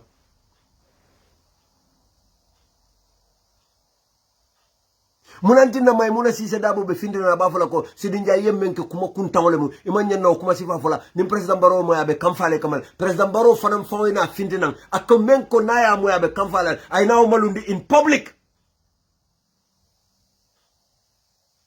ay menke mai muna la na kente lambita gina bisaw len te sino la Gambia nte sino la je because Baningolo, NPP is built, come Mama Kande Ako is built on lies. Everything from A to Z abe mfanyal. Mama Kande left. Why is Mama Kande there in that fanya kona be puntum pantanaje? Why? Alali fanyininka. Mune mama samba fanya kono. Mune ya samba je. No, Mr. Gay, honorable Munna friend da kambatandila alkana ala nyaka sala. Honorable nyinambe finish la nyina janni katimoto. Ito lelo kuna flow le nyokendla. Dukara la mula dukara ngal dani for my sake. Dukara nteri mamu momo ta benna lai abenna fonko ta ben jabi kam. Ngal be dani they political tenitemo. We have been friends and no mamira political benitemo tinyal. All my friends men be NPP. The respect I have for you is still there. But in Ninkala Patio Mangalo na kal nulu. What will you call? Ola dasa mo nyina we kele ko de jipti. E karuro so. Ngai dolbe ko ngalo olbe te bomelo nimbe man dasa mo wolte dasa ma. Dukara limbula do let me finish them once and for all. Many man dasa wa puro kana dasa wa left out damal. Many yalo ko man dasa is early morning. It's almost 12 midday. So left out puro nge konkon kende ke sai many man dasa wa kana dasa. Many yalo ko konto man si wol kana konto. So ali aji badi wol nyine be kere. Ali la moy kebala kumola alama. Adamendo malonde. Ali la moy. Bawo ngalonde ko. Adiyata miye. Akuyata miye. Mandinka but Gambia mu mandinka bankoliti. Mune mutayati sabawo. Mune mutayati mandinko biring ibe Gambia bundila ke samanan independent. Woto wo siol bele po jumale wol kele. Jumale Gambia froyandi mandinko. Woto mandinko kul minu kele yata do kunu e munati nabi alte nyoje nola. Wabbe alano. Alheka. Malla ko woto findi. Yo. Badi wol. Ali reflect demanding, ali nyim kuma kangolu koros. Ali kuma kangolu koros baki. Ali tana al hakilola. Yaje politics of tribalism tabu kala fala. Hani nyimmen kadiamu kafu mandin kollel tamu akata hawjita ala kuma kaw nyin dada kafo nim ko tamu mbe menna wala mu nyinti ko birim banko ba nyini la tubabol bulu be kelo kala kam bonni tubabol bulu e to le tambita walantin nanta la kumo nyin nta kajafila ni wonte nte tribalism ko abota momo bulu wede kante la patelo support or otherwise I don't like it. Yo bari tonyale mu isi sayi afo tonyale mu. Na duta. Ibeke kungo bondile kantole nyori. And that's not tribalism. And wole mu tonyate. Ning Gambia kabe tunenna. Ntolle katambi. Bari na bota kulungo be yanka kan. Eko ani. Atole jenke. Ninga ba nyama President Baro nyanta sekumbalo kumandila no afaye ko sekumbalo. Nga kuma ka memmo ila yafo gina fulole ka fo ko fulole tamu palaso beti man nyanna fala. But he didn't. Sidinja itambele nga ja ayo fasa le broad daylight. Demba kono futu ba sabali wo nyongonte wole tribalista dafe o beti dunia kono sango ni bankote. Demba sabali. I have known Demba Sabali since primary school. nte kadimo rasul me ikante jita ko en ko yaitale den dinde ma li fo diate nyede kata li fo la o kadi nyabata because nin tata li fo la nka bofule de ndongol ko di nka bofule de najibo ka faale de so mbuka understand no nte politically mbuka understand no ñunu be president Barrow surround men yalon ko they are toxic tribalists in their veins and blood yet ntolume sino la nyaadi le ngafo president Barrow siol be kanyan obe pos obe abeke no nyaadi nya haw a siol be kanyan nyaadi president Barrow ko niaja lota ko man nin ka sato mboyta beneto de mbasaba li ñu leya fay billahi wallahi alazim bari nga moy le ke ba ma di ba fo kan e forum online abe interview la ako ke ba ma di ka fo be sirin ne aka ko la min jada ka em fo be sirin ñu fele be fata fatal andu Lamin Jata fanam fonga ya fonga mo ya diamota ko president Barrow ya kumandi akai Lamin Jata kai namu akai nafa fula le benkundo mune olonde ba Lamin Jata kai ko nafa fula nyaadi akai president nafo benkunto NPP nyaton kai nafo fanam benkunto ne Lamin Jata kai ko ha ila o mutonyalde akai silante ko mo kana lo demba sabale fe ite ko belo rafe why is that even democratic?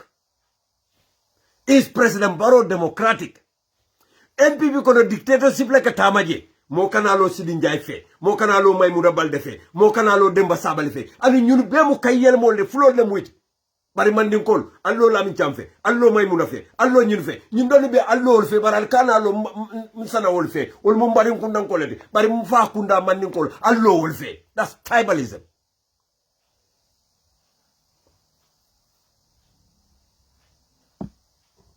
That is tribalism. Because sekumbalo ya falen akontrole tam fe obet say ninga je mama kande kana akana ka fu baroma mbavola sekumbalo kamem fu wala mko fulol be wala tende mbe wala fola. I don't care what anybody thinks. This is my belief. This is my thinking. Saying there is no Fula party, there is no party headed by a Fula that is going against President Barrow. Atiji.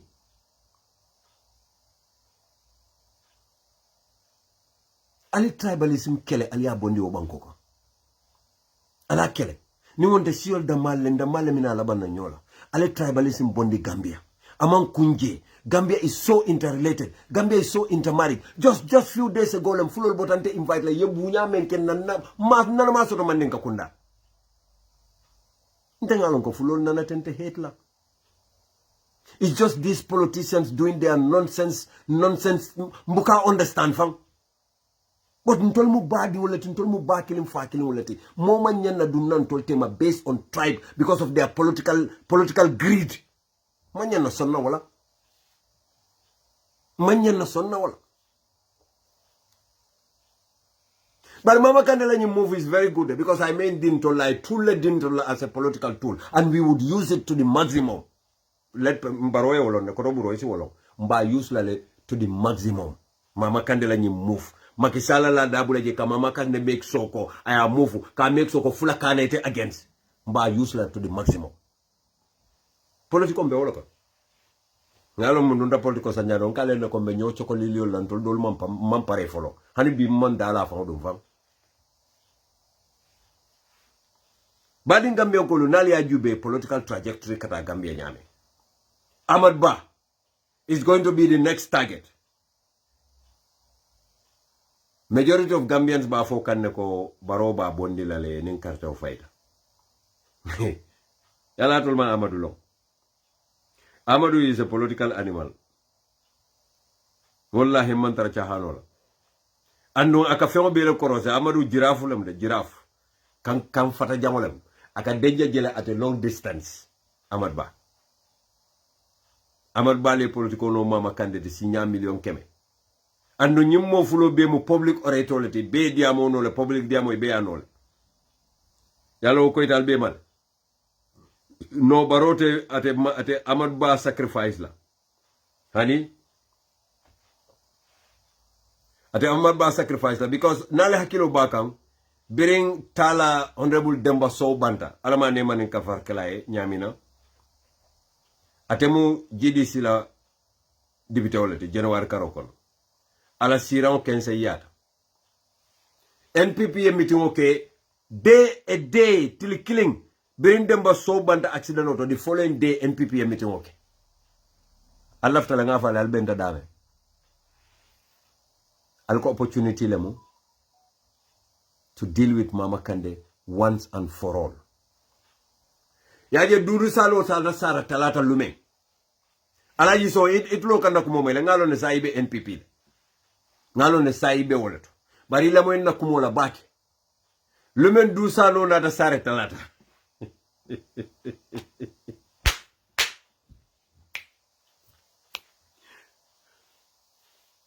imagine fo ale video findin de social media ko du salo anara fitino lo boy kan hi posare ne fo police nata je. That was the day there was a meeting of NPP loyalists. Ka viable candidate jube ibe mellondila isaje si o sirangota NPP bulu. UDP ndolma molondi je. Dalil juma kamala ngaje ko nyin sirango membota je afatale. Yo andon tonya nso bala fa soto no le hannim mantra politique surtout mbemo opposition no le ndolunga UDP la sponsored candidate le NPP la sponsor GDC la sponsored candidate le fasa ya understand ndolunga GDC la sponsored candidate le fasa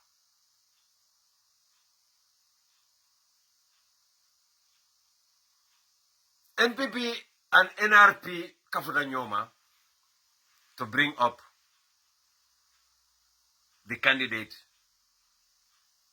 Biram So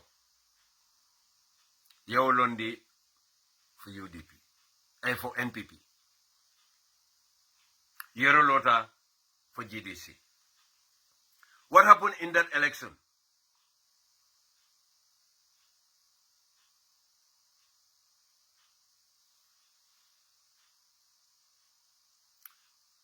You know, Dusano ya fole Biriye Jimara Siramota. Presidential advisor Dusano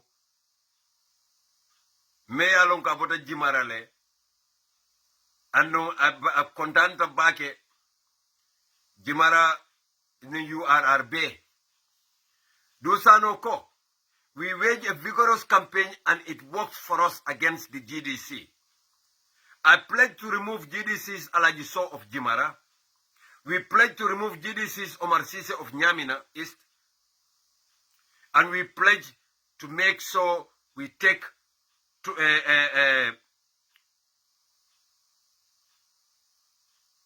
we pledge to take Jokadu from GDC. Lafta make sure nga GDC nge render useless. GDC. Lafta make sure nga GDC render useless. Ako volume is down. Alimma ko volume is down. I don't know why. But nim volume obeji kan alim bonda kalama isajen salon. Okay. I don't know how the volume is now. But this is what Dusano fongo memfo. Nyimboda NPP call for le da kono de. Ako nga kelole wulindi Mama Kande kamba. Vigorous war against Mama Kande. And we pledge to remove GDC's Alajiso of Jimara, Omar Sise of Nyamina, and make sure GDC loses Jokadu constituency. Ela Sirambe Dauda. And in Jara Central. And we are able to do that. I am very happy, said Dusano, who also comes from Jimara. In 2022, President Adam Barrow has finally taken control of his native Jimara after a long period of trying. The president himself personally tried and failed to become MP and lost against GDC leader Mama Kande. Gamembe Falie, Abelebe suffering is all documented, is all archived. On a Saturday in the last parliamentary elections, President Barrow's MPP won through Esa Conte, who beat Alaji Sow of Jimara. And this is what made Dusano so jubilant. And he said, "Baringa fole kombe fero be katalele mbe." And Dusano, the president's deputy advisor, was so jubilant. He told the people of Jimara, "Nganyim fole kombe fero be katalele mbe mama kande redundant in politics. What we are going to do, nga fero katale purka Jimara busala, and mbe Omar Sise fanam boy indilale mbe mba make sure lale ala dipito membe jokadu ndo fanan talabule ani yenyi membe fo ya beleke saya tulukalu al kafoko mama kande ala sawunyin abete atale ha mama kande ala sawunyin abe baro mako ila aba mako ila nyade kaw ay diamolo de asa mako no abe diamolo ko mo sabale diamolo nyame ko docteur Cissé diamolo nyame isa mako no yes barentele nga nyim falie mama kande manke toleti and I respect that man. Ye menke dol la ke nene ke saunde na imela kodol dila ni oke mama kande lambani ki baro mo ila jannen karte fa so mtenga lonne ko baro ba fole na ala la juso bedia andu ye mama kande destroy politically nyameng maybe mama kande fanam ni alaman tankala ni tol ganyeta mama kande fanam bela felale ala base nyim build up again. Mama kande mol dolu ko atele ma koy fo nga president Barrow kenyendi against Yaya Jammeh ya mala political fatality doli off bari mvanansi nyim fo no mole ko maybe mama kande would be the key joran chabo mementala ka president Barrow la mystery bunda yele ka pack kala bagasol bondi stock no ka pack ka bondi number 1 marina parid kata sindi man kama kunda aita seno la je aita Barrow famata seno kala la ngamira mete momento ni ku ko dire ka binde o ko leer wax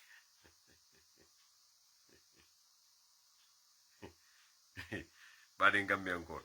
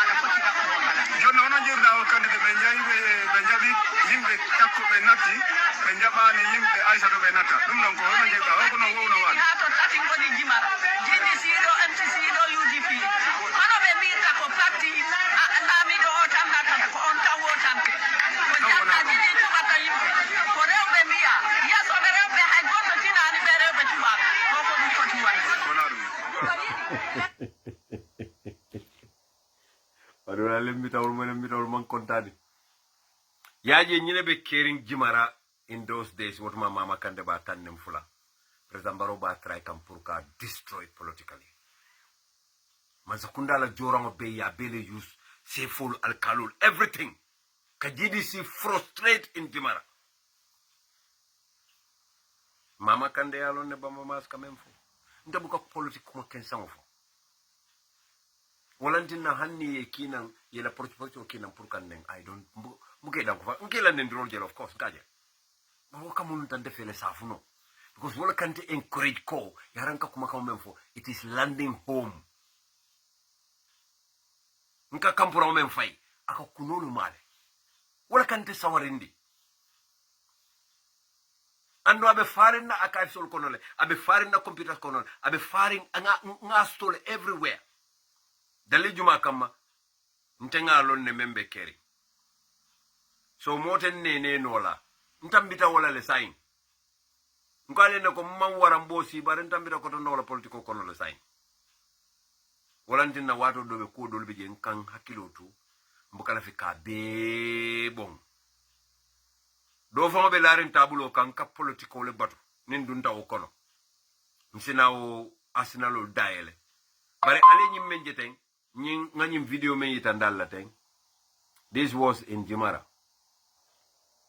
Otuma mama e president Barrow batandi bake e fero bele kata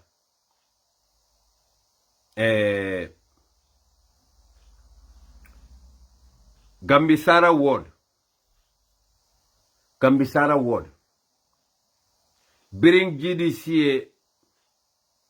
NPP bouteje Mohamed Doucouré ay 2,248 votes le soto Samba Balde NPP 1,800 soto Mohamed Doucouré keta Jimara ward la councilor Basse administrative area. That was very, very painful for President Barrow. Woy President Barrow balo jani baki. Gambisara ward. Bari nga myokola tata wole nyama.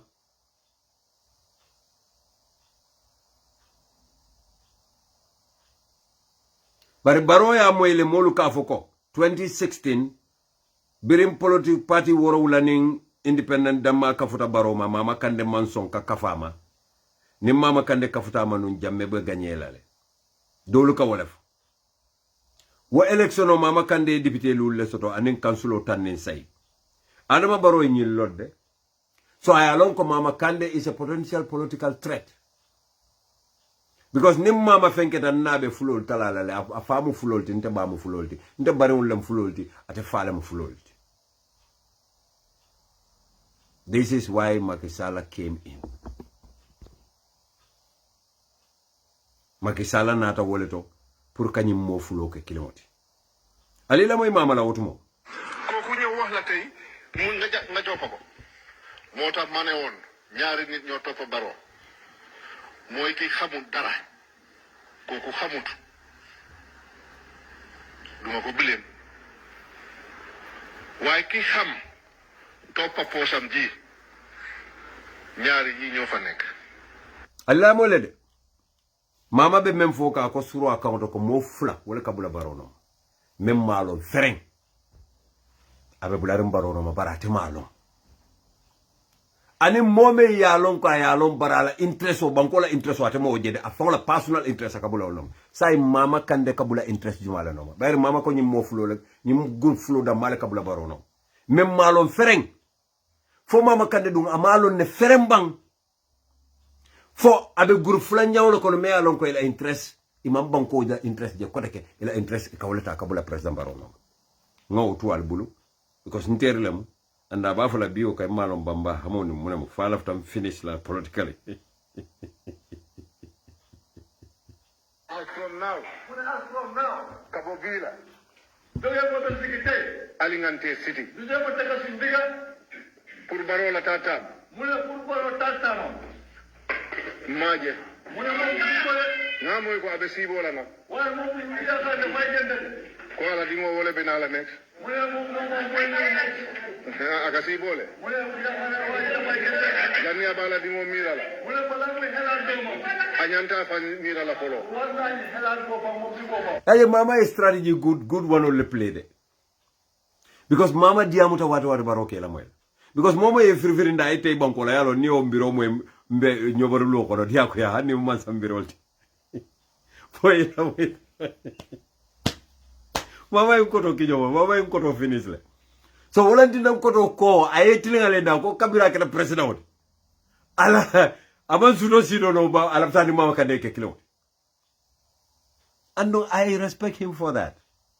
There is nothing wrong with but Barrow left a men na te osotole but whether mama left a men na osotole bang that is the point of contention nyanta men kachala Barrow wosulata memma wala munyenti ko mama has been a threat, he has been a thorn in my flesh. What can I do to remedy this pain that is affecting me even to think straight? Yeah, message Mama Kande. Yes, my brother, I know about that. Malafika for BB right now. Thank you for the information. malla fi kawo sata sain ya jele so nyanta ka jele understand mama ye kuma jamal le fo ka message ki baroye President Barrow moo leen woon moom mooy kan.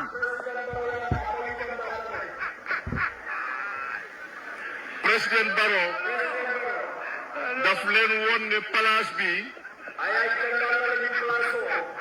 moom mun naa waxuma la tufli de mun naa wóccu saa mu sangu ko. waxuma la tufli de mun naa wóccu saa mu sangu ko. aka ma fo ka daki o fayde aka si fono la aye kuwala malum falka kumu mai ba ako poraso jarta baro yenne ama fo ka daki o fayde to ako hanide ako baro si fono la aye ku fono la mama ye kumal fo baroma politician ma fo baroma hani lum killing ama jabi dalil juma kamma he was walking on the ground ka do ko ke dumala ka make so kam ki sala nyol fenka alim ma koy mballe kam maki sa walade kam mama kande wara kam de alim ma koy fo maki sala nyol wulte diamata mama e badi wol dunda jimara alfal wulta ita mama kande no mama ite fana obula ankala accu dum baroko buroda ma you know ali aussi fa bulatul be jimaran ko lati mala fi jimaran ko le nyo saba bari yamite mo men ke burfoot jambur ibita kawo mitin to silo kanne moto ye mbare muso taki ka fame ko sunkar kamara aya fa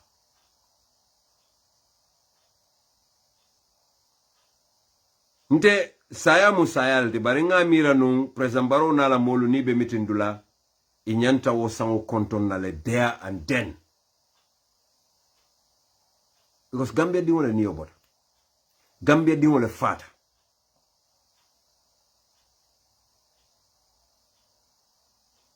nali si mitingo fango bayino fang kawo furo bunya ali nyanta kala bar maybe niyo fo nyama to dole ba fo len ko mole la mitim mel la ngaw bay because of mole fatan tol to keno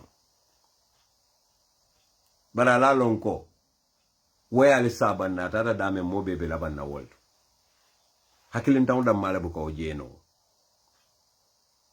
yo bari ale mo fa moto ya taka ya fa imanna fem foje abarafa warta bakel they went ahead with that meeting Allah my mama The leaders must stop lying to their electorate first. mama haligonga They must stop the corruption. They must stop looting our resources.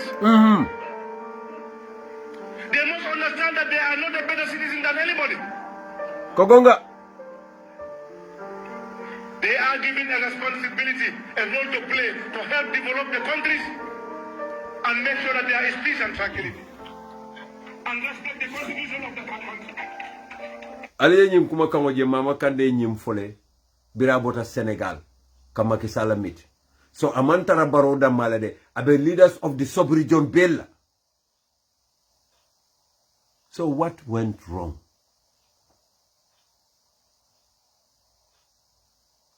dolu safoko atata alliance kafotole ayaje ko woluni la agenda lemo wo kafo molo wo kulle kafo molo wolni la agenda lemo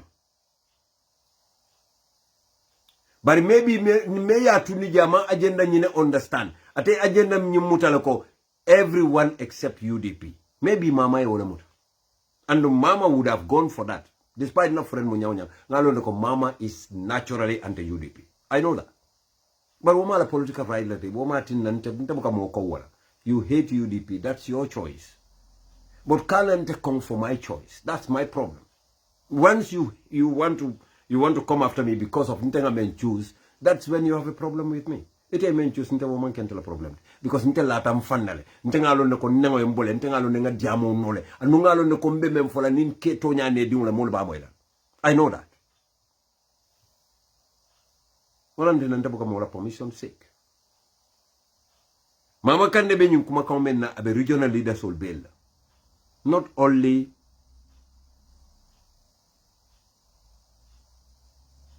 NPP. Yes, not only NPP. But why is because Munana NPP ya katati. Munantina NPP ya katati. Amad banane dofo politic platform moto.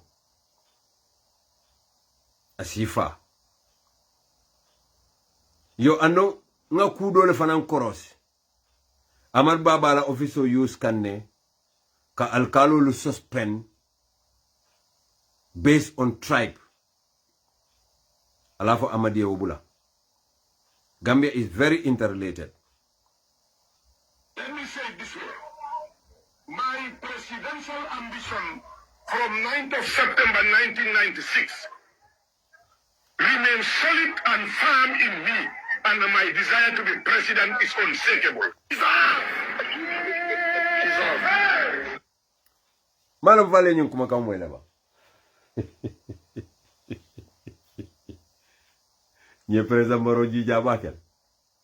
Walantin na dolu kafo, maybe Baro may sacrifice Mama Ahmad Ba. Because of anything kuma kamemfo. Kala presidential ambition is still alive. Let me say it this way. My presidential ambition from 9th of September 1996 remains solid and firm in me, and my desire to be president is unshakable. This is what Ahmad Ba said in front of President Barrow at a rally of NPP coalition.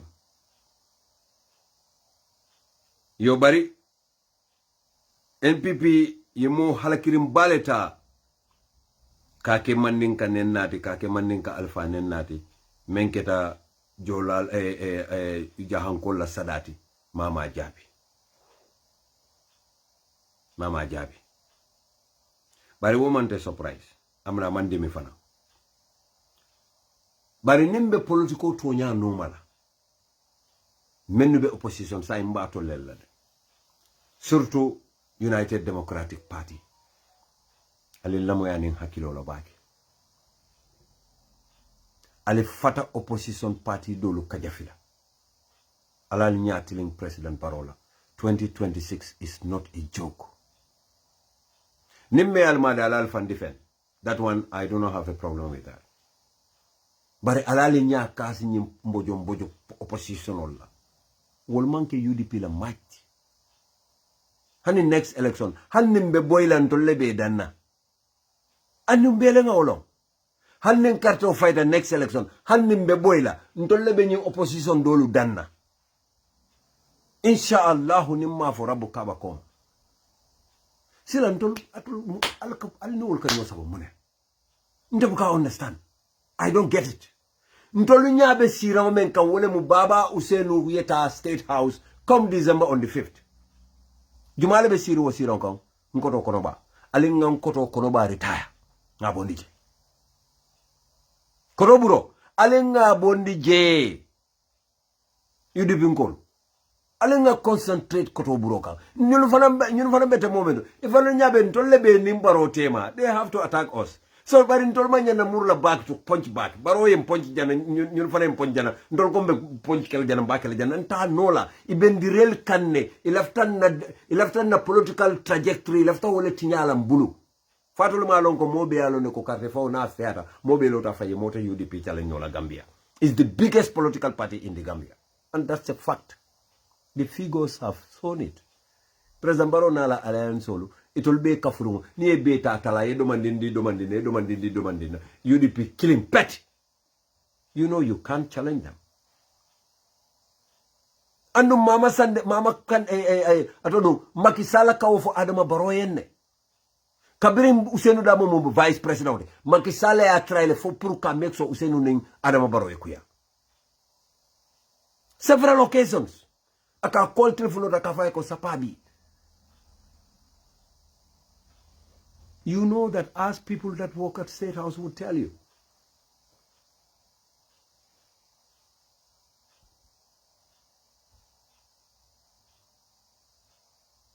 Incumbency kelo mandia. UDP nkolo.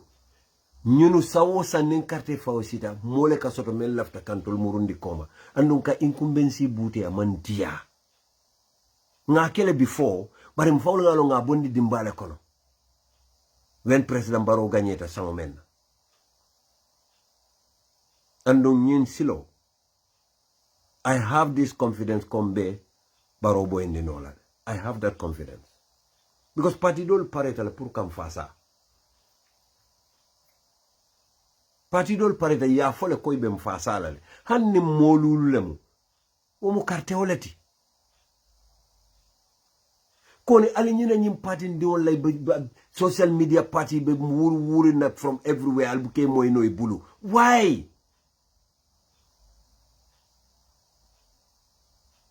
ali nga ñaatili Barrow la ntol Barrow mu ya almost finishing Barrow bari ñim parti ndi wolu lafta Barrow le gagner ntele nga fo itol mantra president ñin la de itol ka 2031 la ñini not 2026 no andu naw ko moy sa so na diate bari ya lon ne kon te bamba mas buka political fania fo buka woke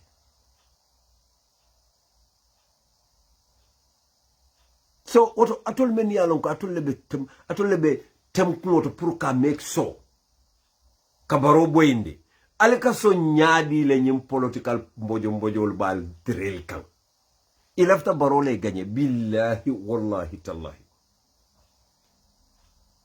ndabo ka political chahano ntamano ñi murmuru njaarere mabo fanka fambu ndabo ka keno I complain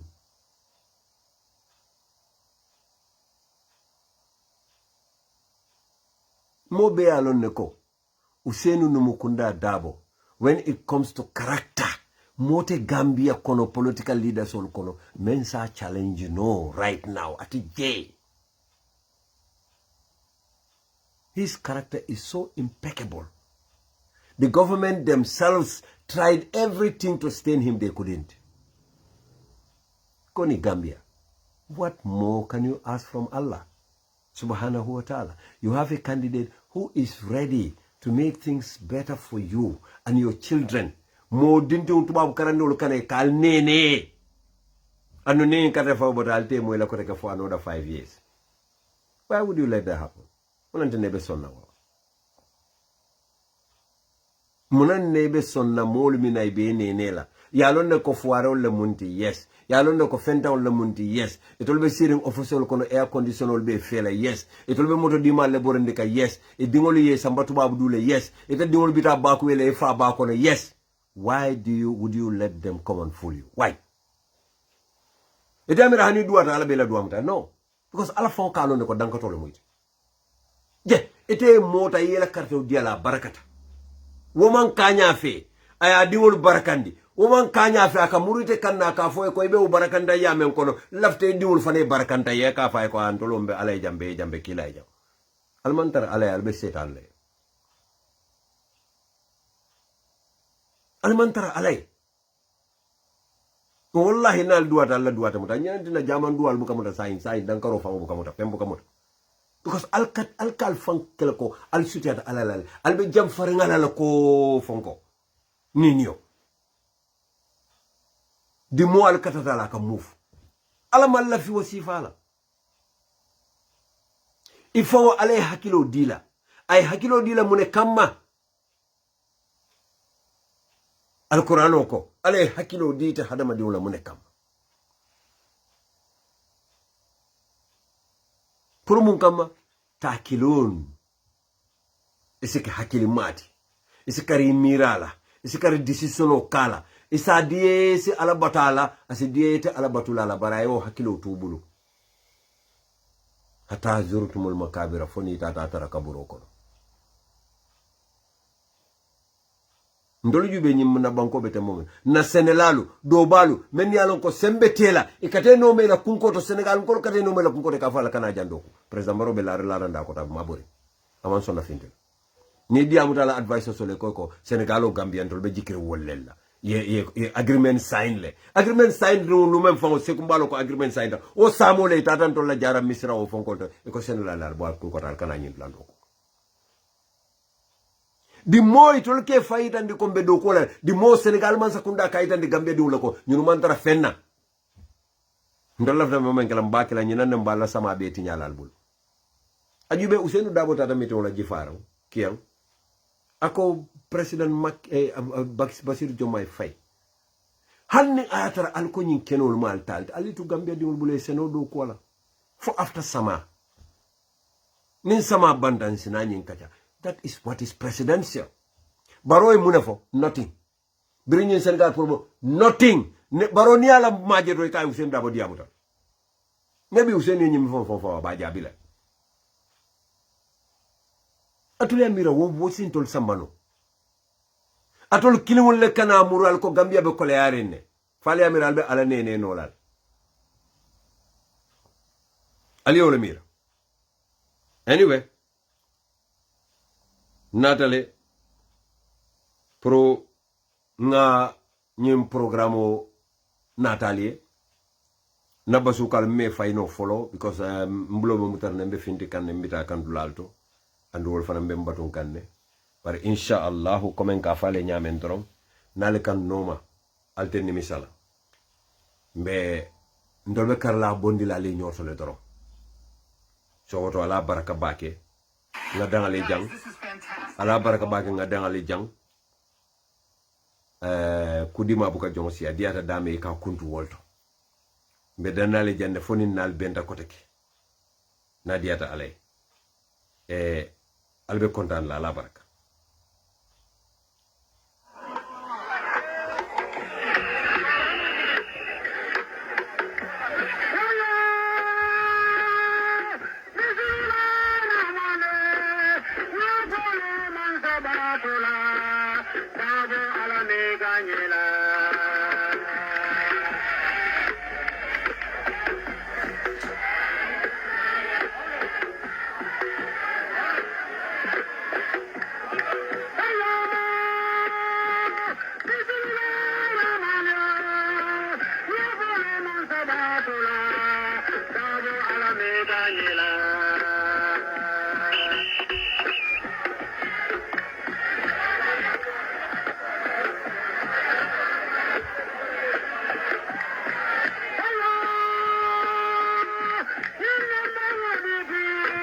Nambulo la namasu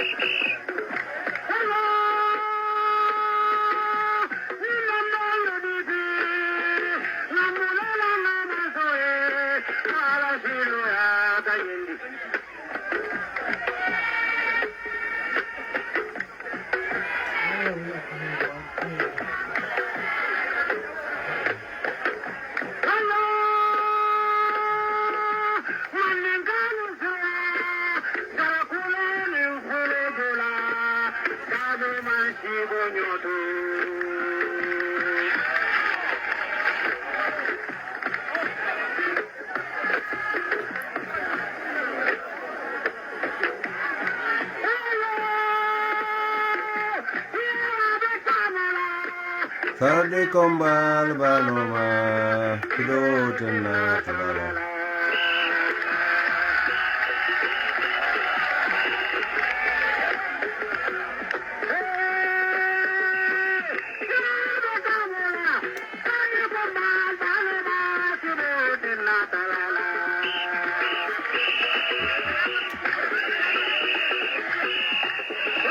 Wadi wala la baraka